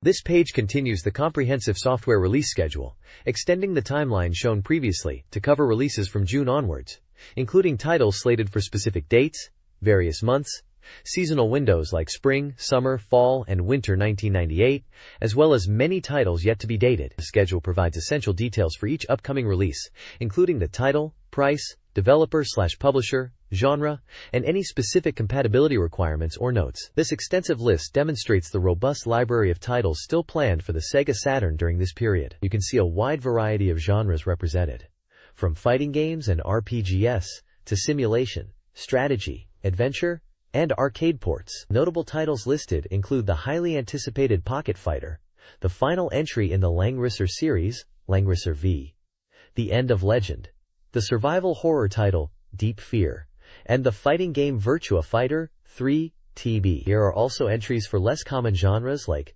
database software and educational tools, alongside titles like Linda Cube, Shining Force 2i, Scenario 3, a draft title, and even a listing for Rayman 2, indicating the scope of planned software. The compatibility notes highlight the use of peripherals like steering wheels and guns, as well as the need for the 4 MB RAM expansion cartridge for certain fighting games, and the modem for online features, showing the Saturn's diverse hardware support. The schedule confirms that despite the system's lifecycle nearing its end, there was still a wealth of exciting software on the horizon for Saturn owners throughout 1998. This page showcases the SEGA Saturn Magazine Reader Giveaway, offering readers a chance to win some cool gear. You can enter by sending in a postcard with the required information by the deadline of April 10th. Up for grabs are several exciting prizes. 20 winners will receive a SEGA Saturn game of their choice from titles released up to April 10th. The accompanying image shows a scene from a visual novel, perhaps hinting at the variety of games available as prizes. Fans of the Phantasy Star series can aim for the official setting materials collection, with 3 copies being given away. This book covers the lore up through Phantasy Star, the end of the millennium. 5 winners will get the puzzle game Noon by Microcabin, which promises changing tactics based on character choice and chaotic fun in 4-player battles. The screenshot shows the game's marble matching gameplay. There are also collectible items, like a poster for Waku Waku Puyo Puyo Dungeon, featuring lively character art, and a set of Welcome to Pia Carrot clear files showcasing the girls in different uniforms, perfect for fans of the visual novel series. The page also includes a list of winners from the previous issue's giveaway. If you have questions about the magazine, you can call during weekday afternoons, but don't expect any game hints. This page is an exciting preview of the simulation RPG, Black Matrix, coming soon to Sega Saturn. The striking artwork sets a dark, fantasy tone, featuring a central figure, a girl bound by chains, looming over a boy with white wings. Several other character portraits surround them, hinting at a complex cast. The premise is centered around a world dominated by the 7 great sins: pride, greed, envy, wrath, gluttony, sloth, and lust. The vertical text describes a tumultuous battle, beginning with a boy bearing white wings, who is oppressed in this world where the sins are worshipped. A small screenshot at the bottom right shows a character, likely the boy, in a dialogue box, suggesting the game will feature narrative elements alongside its strategic gameplay. This looks like a deep and engaging RPG for the Saturn library. This page is an advertisement or preview for the game Real Sound 2, Mist's Music Box. The striking title graphic dominates the center of the dark, atmospheric background. It clearly states the title and the release date, which is June 1998. The page features a notable warning at the bottom, translated as, "Warning, this is a truly scary software," emphasizing the game's horror elements. Developed by Warp Inc., known for their unique and often experimental titles, Real Sound games are famous for relying entirely on audio, presenting a different kind of interactive experience for the player. This particular entry promises a frightening journey, centered around a mysterious music box.